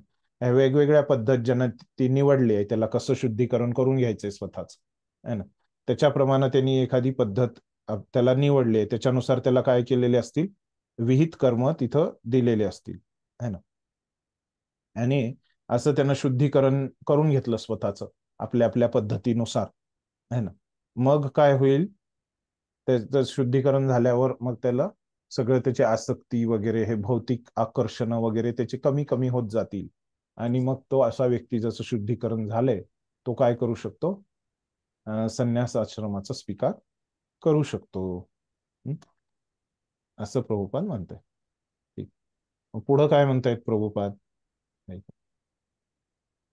शुद्धतेशिवाय समजा जर असं कोणी नियमांचं पालन नाही केलं, आपलं हृदय शुद्ध नाही केलं, तर काय होणार आहे, शुद्धतेशिवाय आकस्मिकपणे म्हणजे अचानक, आहे ना, पहिल्या दिवशी आलाय भक्तीत की लगेच संन्यास घेतलं तर काय होईल, तर त्याला पूर्णत्व मिळणार नाही. नाही. जरी त्यानं संन्यास आश्रम घेतलं, आहे ना, ते खूप चांगलं आहे. कशाच्या दृष्टीनं, भक्तीच्या दृष्टीनं. त्या आश्रमामध्ये खूप चांगलं आहे भक्ती करणं, आहे ना, प्रगती खूप फास्ट होते. पण त्याला होणार नाही, कारण त्याच्यासाठी ते चांगलं नाही. ते आश्रम जरी चांगलं असलं तर तो व्यक्ती चांगला नाही. त्या व्यक्तीसाठी ते आश्रम, म्हणजे तो व्यक्ती चांगला नाही म्हणजे त्या आश्रमासाठी तो चांगला नाही, दुसऱ्या आश्रमासाठी तो चांगला आहे ना. तर हे कसं समजायचं की एखादा व्यक्ती, समजा आश्रम चांगलं असलं ते सगळ्यांसाठी चांगलं असायला पाहिजे ना, असं आपल्याला कधी कधी वाटतं. आता इथं प्रभुपाद म्हणतायत की संन्यास आश्रमाचा नवीन व्यक्तीने स्वीकार करू नये, त्या व्यक्तीसाठी हे आश्रम चांगलं नाही, है ना. तर आता त्या व्यक्तीसाठी कोणता आश्रम चांगला आहे हे कसं कळायचं, ते त्याच्या त्याच्या स्वभावावरून, त्याचं किती शुद्धीकरण झालंय, है ना, त्याच्यावरून आपल्याला कळतं की त्या व्यक्तीसाठी काय आश्रम आहे, है ना. हेच विषय प्रभुपाद भागवतम मध्ये पण सांगतात. भागवतमच्या 8व्या स्कंदामध्ये, है ना. तर भागवतमच्या 8व्या स्कंदामध्ये तुम्ही ऐकलंय का, कुणाची कथा आहे, मुख्य कथा, बऱ्याच कथा आहेत भागवतमच्या 8व्या स्कंदात. त्याच्यामध्ये एक कथा येते, ती येते गजेंद्राची. ऐकलंय का तुम्ही गजेंद्राबद्दल कधी आधी?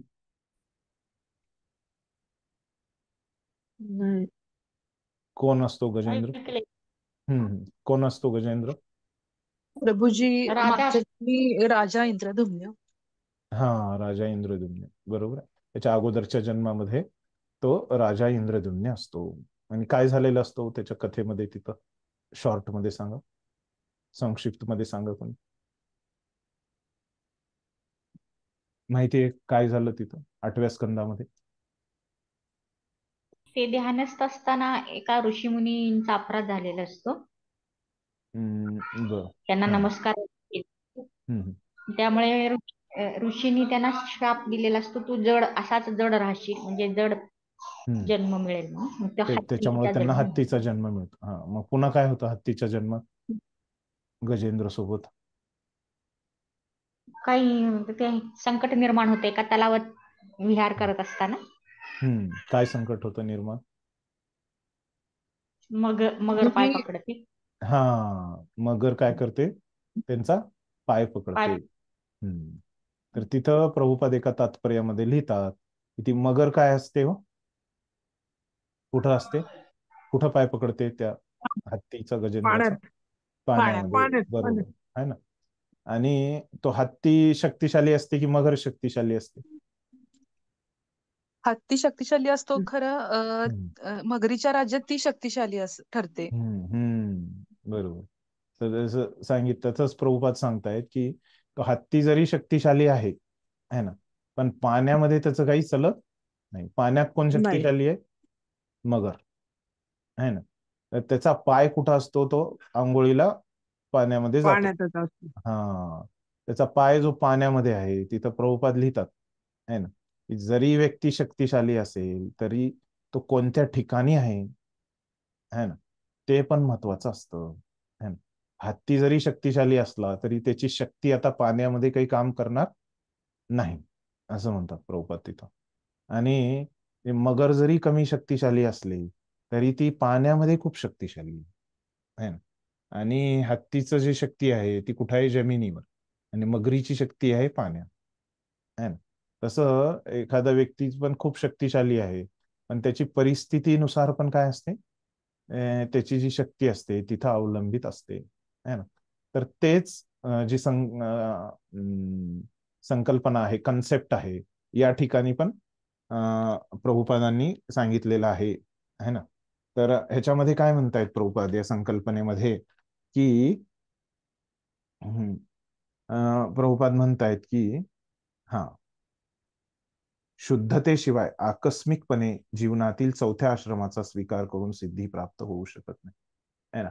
तर प्रत्येक व्यक्ती हा त्याच्या त्याच्या शुद्धतेनुसार, त्याच्या त्याच्या स्वभावानुसार काय वेगवेगळ्या आश्रमामध्ये तो वेगवेगळा त्याला शक्ती आहे है ना. तर तसंच हे व्यक्तीची जेवढी शुद्धता झालेली आहे त्याच्यानुसार तो काय आहे,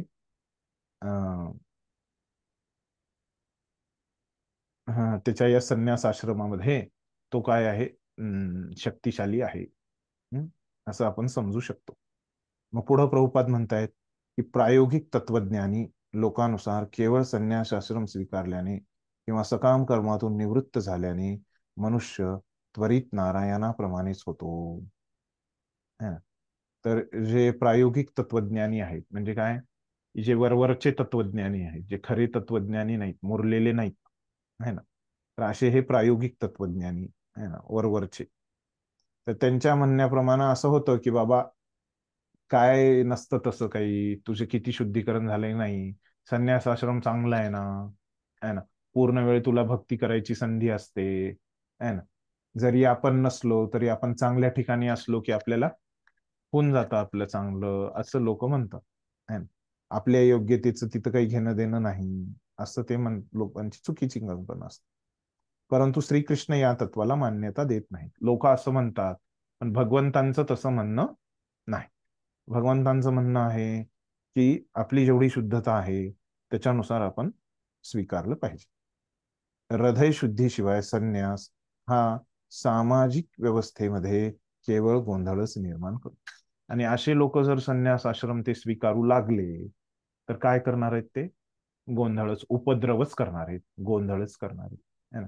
जे अयोग्य व्यक्ती आहेत, असे अयोग्य व्यक्ती जर संन्यास आश्रमाचा त्यांनी स्वीकार केला तर ते उलटा जास्त गोंधळ होणार आहे. उलट संन्यास आश्रमाचं काय, की त्यांनी शांतता पसरवली पाहिजे, लोकांना भक्तीमध्ये मदत करणारं असलं पाहिजे हे संन्यास आश्रम. पण अशा ह्या चुकीच्या लोकांमुळे काय होणार आहे, तिथं जास्त गोंधळ निर्माण होणार आहे. कारण चुकीच्या जे त्यांचं हृदय शुद्ध नाही अशा लोकांनी तिथं संन्यास आश्रमाचा स्वीकार केलाय. त्या पुढं काय म्हणतायत, या उलट आपले विहित कर्म न करता एखादा जर भगवंतांच्या दिव्य सेवेचा स्वीकार करत असेल तर त्याने या मार्गामध्ये केलेल्या कितीही प्रगतीचा स्वीकार भगवंत करतात. तर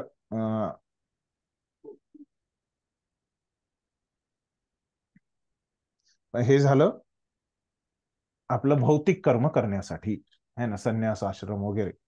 पण भगवंतांच्या सेवेसाठी है ना, ह्याच्या उलट है ना, तर हे जे आश्रम आहेत हे वेगळं राहील है ना. हे कर्मयोगाचा भाग राहील. पण भक्तीमध्ये कसं आहे, प्रभुपाद म्हणतायत की उलट आहे, या उलट म्हटले है ना. भक्तीमध्ये काय आहे,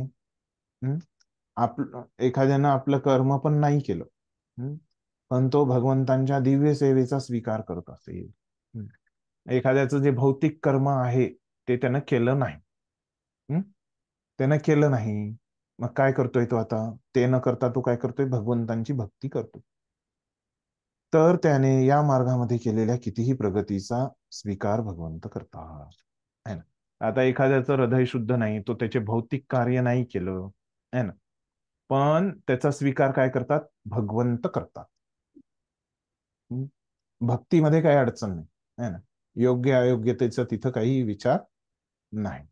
तर असं कुठं सांगितलंय? स्वल्पमप्यस्य धर्मस्य त्रायते महतो भयात, है ना. तर एखाद्यानं जर थोडासा जरी भक्तीचा अभ्यास केला आणि त्याच्या हातानं काही चूक झालं, है ना, तर त्याच्यावर काही भीती निर्माण झाली, है ना, त्याच्यापासून त्रायते, मी त्याची रक्षा करतो. महान संकट पण त्याच्यावर जर आलं तर मी त्याची सुटका करतो. त्रायते, मी त्याचं रक्षण करतो. या तत्वाच्या अल्पशा पालनानेही एखादा महान संकटातून पार होऊ शकतो. भक्तीमध्ये ते काही लागू होत नाही, असं प्रभुपादांनी इथं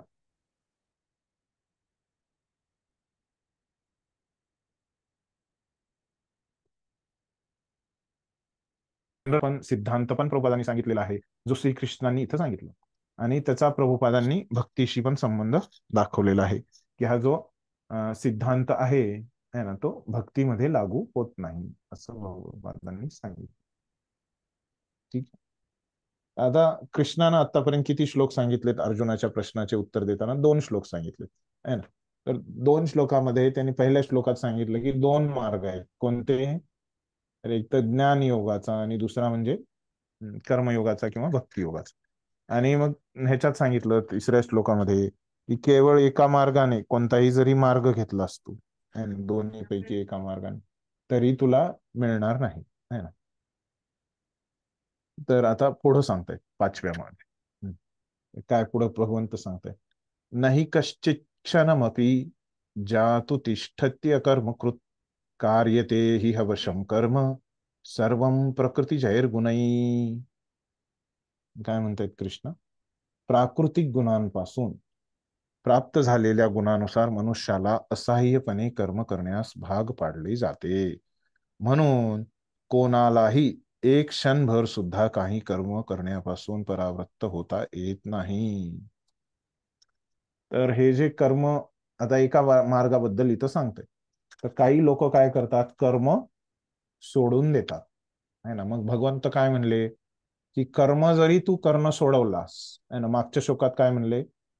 जर एखाद्याने कर्म करणं जरी टाळलं तरी काय होणार नाही म्हणले भगवंत मागच्या 4थ्या श्लोकात? एखाद्यानं कर्म करणं सोडून दिले, मग काय होणार नाही? तरी पण त्याची काय होणार नाही? कर्मबंधनापासून मुक्ती.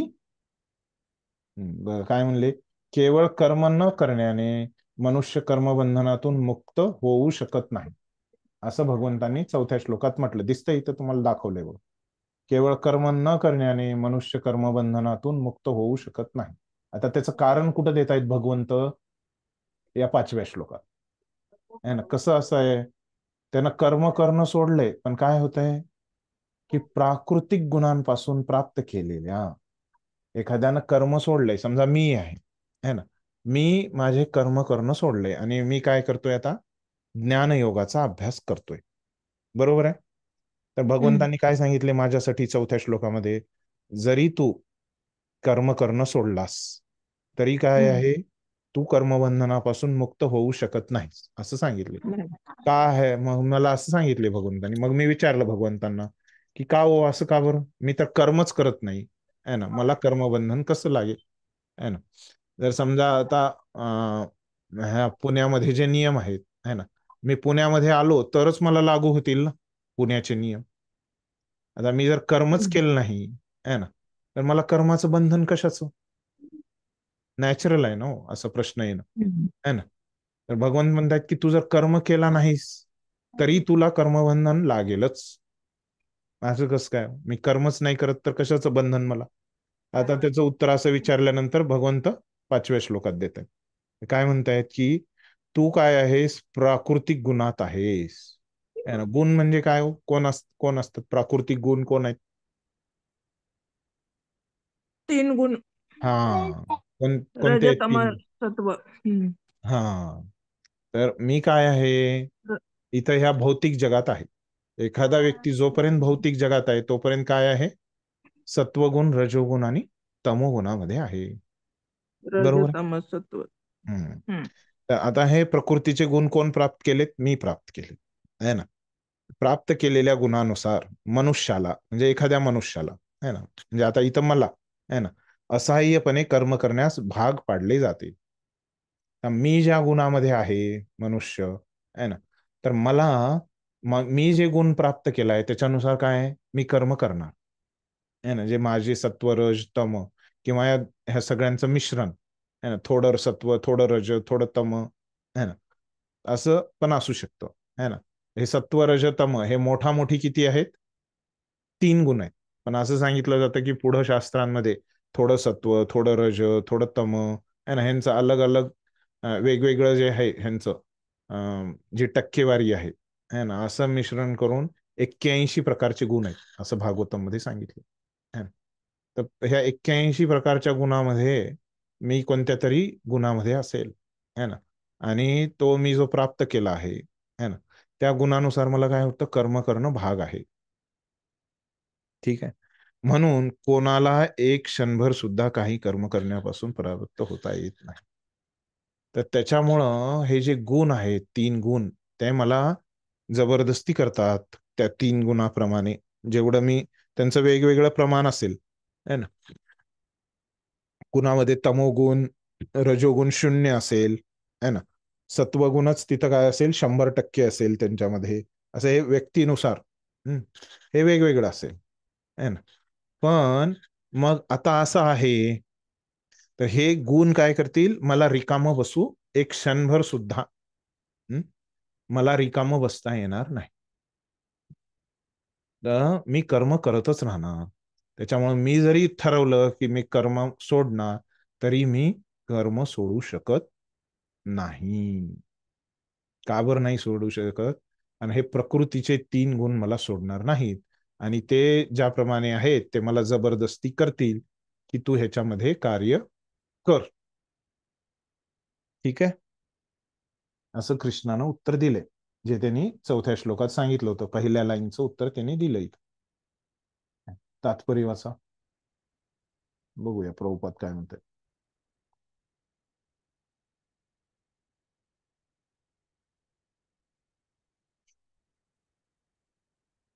का प्रभूजी? वाच. तात्पर्य, सतत क्रियाशील राहणे हा देहधारी जीवनाचा प्रश्न नसून आत्म्याचा स्वभाव आहे. आत्म्याच्या उपस्थिती वाचून भौतिक शरीर हालचालही करू शकत नाही. भौतिक शरीर हे मृत यंत्राप्रमाणे आहे, जे आत्म्याद्वारे चालविले जाते. हा आत्मा सतत क्रियाशील असतो व तो क्षणभरही थांबू शकत नाही. म्हणून आत्म्याला कृष्ण भावना भावित सत्कर्मामध्ये संलग्न व्हावे लागते. नाहीतर तो मायेच्या आधिपत्याखाली चालणारे कार्य करण्यास प्रवृत्त होतो. भौतिक शक्तीच्या प्रभावाखाली आत्मा भौतिक गुणांची प्राप्ती करतो आणि अशा आकर्षणापासून आत्म्याचे शुद्धीकरण करण्याकरिता त्याला शास्त्रामध्ये सांगितलेल्या विहित कर्मामध्ये संलग्न करणं आवश्यक असते. पण जर आत्मा हा आपल्या स्वाभाविक कृष्ण भावना भावित कर्मामध्ये मग्न झाला, तर तो जे काही करतो ते त्याच्या कल्याणासाठीच असते. श्रीमद भागवतात 1.5.17 मध्ये पुढील प्रमाणे त्याला पुष्टी मिळते.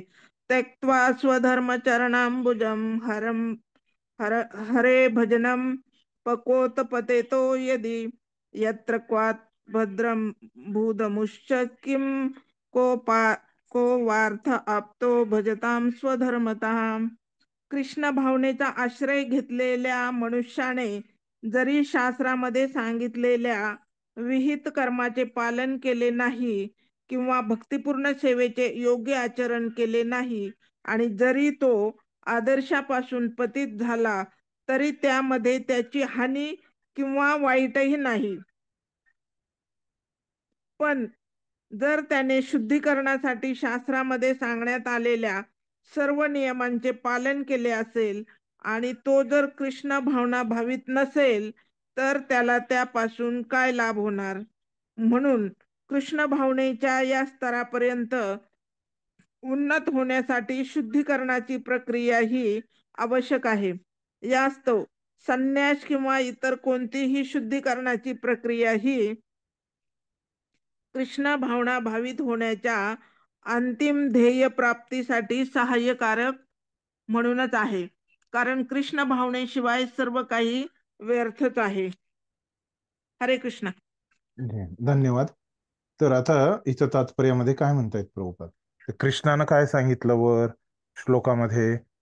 की कृष्णानं सांगितलं की हे जे 3 गुण आहेत भौतिक प्रकृतीचे, तर ते आपल्याला काय करतात? कार्य करायला भाग पाडतात असं सांगितलं.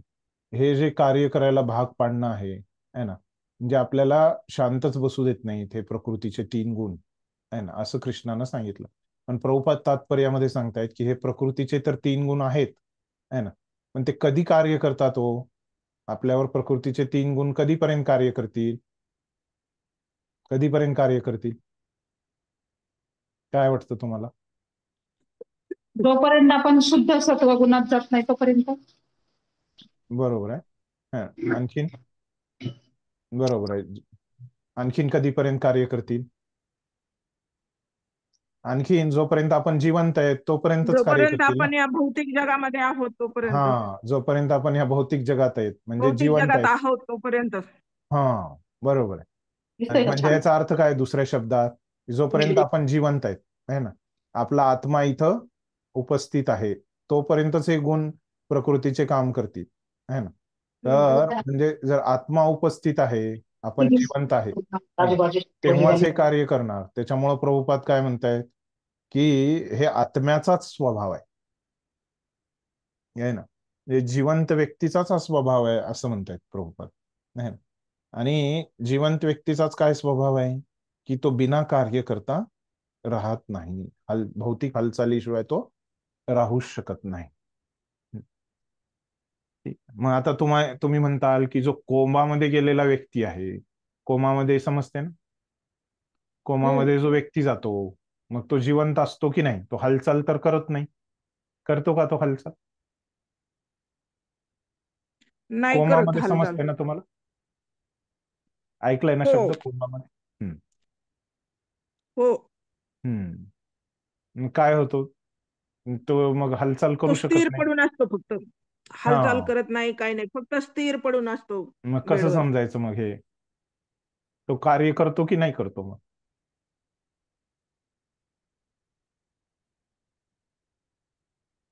तो काय करतो? तो काही हम्म त्याच्या मनानं विचार करतो है ना. तर मन काय आहे? आपलं एक कार्य. म्हणजे कशाद्वारे आपण कार्य करतो? आपल्या इंद्रियांद्वारे कार्य करतो. हम्म तर मन पण काय आहे? आपलं एक इंद्रियच आहे. आहे की नाही है ना. तर मनाद्वारे जर कुणी विचार करत असेल तर ते पण काय आहे? एक कार्यच आहे का? कार्यच आहे. त्याच्यामुळं जरी तो व्यक्ती कोमामध्ये पडलाय, त्याचे बाहेरचे जे कर्मेंद्रिय आहेत त्याच्याद्वारे काही तिथं कृती होत नाही है ना, पण काय होतं की त्याच्या मनाद्वारे तिथं कृती होते है ना, मनामध्ये तो विचार करतो. तसंच लोक काय म्हणतात की प्रभुपाद त्यांच्या भाषेत सांगतात हे उदाहरण. लोक काय म्हणतात की ते मी मौन घेतलंय, मी मौन व्रताचं पालन करतोय है ना, मी काहीच कार्य करत नाही असं ते म्हणतात. आणि काय करतात ते?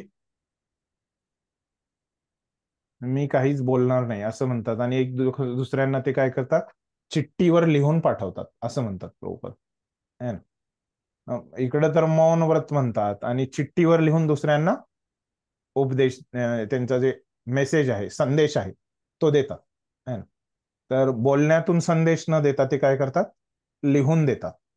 तर असं ते करतात. संदेश. हा, म्हणजे हे आहे का हो? मौनव्रत आहे का?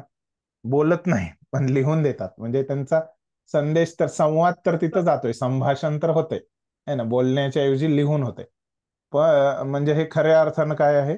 मौन नाही है ना.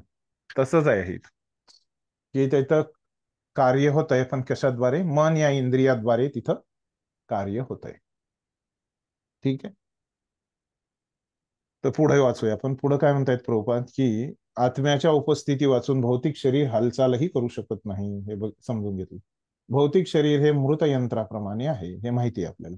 आपण बघितलं की भौतिक शरीर हे जड आहे आणि ते यंत्राप्रमाणे आहे. पुढे गीतेमध्ये पण येईल की हे शरीर कसं यंत्राप्रमाणे आहे, जे आत्म्याद्वारे चालवले जाते. हे चालवतं कोण? आत्मा. जोपर्यंत आत्मा आहे तोपर्यंत हे यंत्र चालणार, आत्मा गेला की झालं. म्हणून आत्म्याला कृष्ण भावना भावित सत्कर्मामध्ये संलग्न व्हावे लागते. जर आत्मा जर कृष्ण भावना भावित झाला तर काय होतं की हे भौतिक कार्य थांबेल, नाहीतर तो मायेच्या अधिपत्याखाली चालणारे कार्य करण्यास प्रवृत्त होतो. एकतर काय करू शकतो आत्मा, एकतर कृष्णामध्ये राहतो किंवा एकतर मायेमध्ये राहतो. बरोबर. असं कुठं नाही की मध्ये तो राहू शकतो, आणि अशी कोणती जागा नाही. एकतर तो कृष्ण भावना भावित कार्य करेल किंवा मायेसाठी कार्य करेल. हे संकल्पना आपण दुसऱ्या अध्यायामध्ये पण इथं आपण तिचा अभ्यास केला. भगवंतांनी सांगितलं एकतर व्यक्ती आहे त्याचा इंद्रिय संयम होईल, है ना. दोनच प्रकारचे व्यक्ती असतील, है ना. एकतर त्याचा इंद्रिय संयम झालाय किंवा दुसऱ्या प्रकारचा व्यक्ती कोणता, ज्याचा इंद्रिय संयम झाला नाही, है ना. झालं नाही. तर असं आपण बघितलं दोन प्रकारचे व्यक्ती असतात. एकतर इंद्रिय संयम होतो आणि ज्याचा इंद्रिय संयम झाला नाही त्याच्यासाठी काय होतं म्हणून सांगितलं भगवंतांनी दुसऱ्या अध्यायात, त्याचं पतन होतं. हा, शेवटची स्टेप पतन आहे. त्याच्यामध्ये खूप पतन. स्टेप आहे, है ना. त्याच्या पण शेवटची काय आहे, शेवटी त्याचं पतन होतं. पतन होतं. आणि ज्याचे इंद्रिय संयमित झालेत त्याचं काय होतं शेवटी, तो भगवत धामात जातो. भगवत धामामध्ये जातो. ठीक आहे. त्याच्यामध्ये खूप स्टेप आहेत, है ना. त्याचा आपण विस्ताराने अभ्यास केलेला आहे. आणि असे हे सुरुवात इथून होते आणि अंत तिथं होतो. ठीक. कुठपर्यंत वाचलं आपण? त्याच्यामुळं काय आहे, काय म्हणतायत प्रभुपाद, म्हणून आत्म्याला कृष्ण भावना भावित सत्कर्मामध्ये संलग्न व्हावे लागते. त्याच्यामुळं आत्म्याला काय करणं गरजेचं आहे? दोनच गोष्टी आहेत, एकतर भक्ती करा किंवा माया, है ना. कृष्ण आणि माया दोनच गोष्टी. एकतर आपण कृष्णामध्ये वास करू किंवा मायेमध्ये वास करू, है ना. त्याच्यामुळं आपल्याला तिथं जाणीवपूर्वक आपल्याला निवड करावी लागेल, कशाची? भक्ती करण्याची. आपण भक्ती नाही केली तर आपण आपोआपच मायेमध्ये पडणार. भौतिक शक्तीच्या प्रभावाखाली आत्मा भौतिक गुणांची प्राप्ती करतो आणि अशा आकर्षणापासून आत्म्याचे शुद्धीकरण करण्याकरता त्याला शास्त्रामध्ये सांगितलेल्या विविध कर्मामध्ये संलग्न करणे आवश्यक असते, है ना. आता इथं काय सांगतायत प्रभुपाद की हे जे भौतिक शक्ती आहे, माया देवी आहे, है ना, तिच्या प्रभावामुळं आपल्यावर हे भौतिक प्रकृतीचे 3 गुण कार्य करतो आपण, है ना.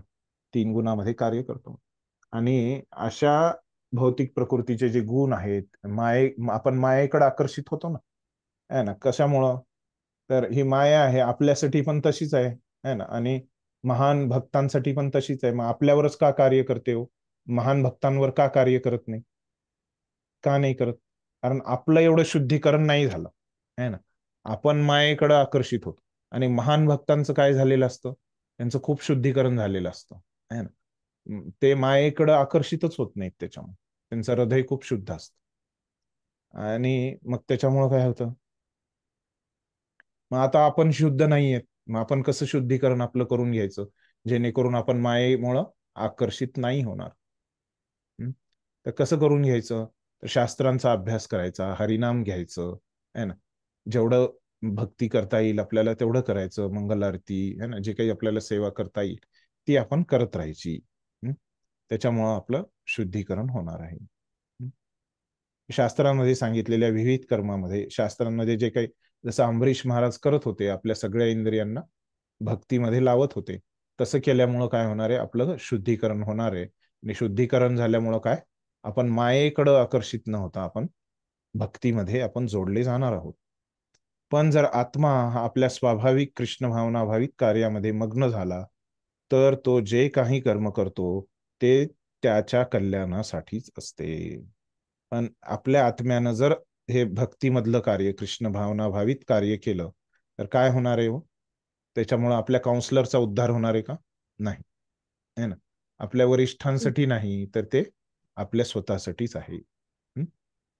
तर हे एक सांगितलं प्रभुपादांनी. आपण जर भक्ती केलं त्याच्यात तर आपलंच चांगलं आहे.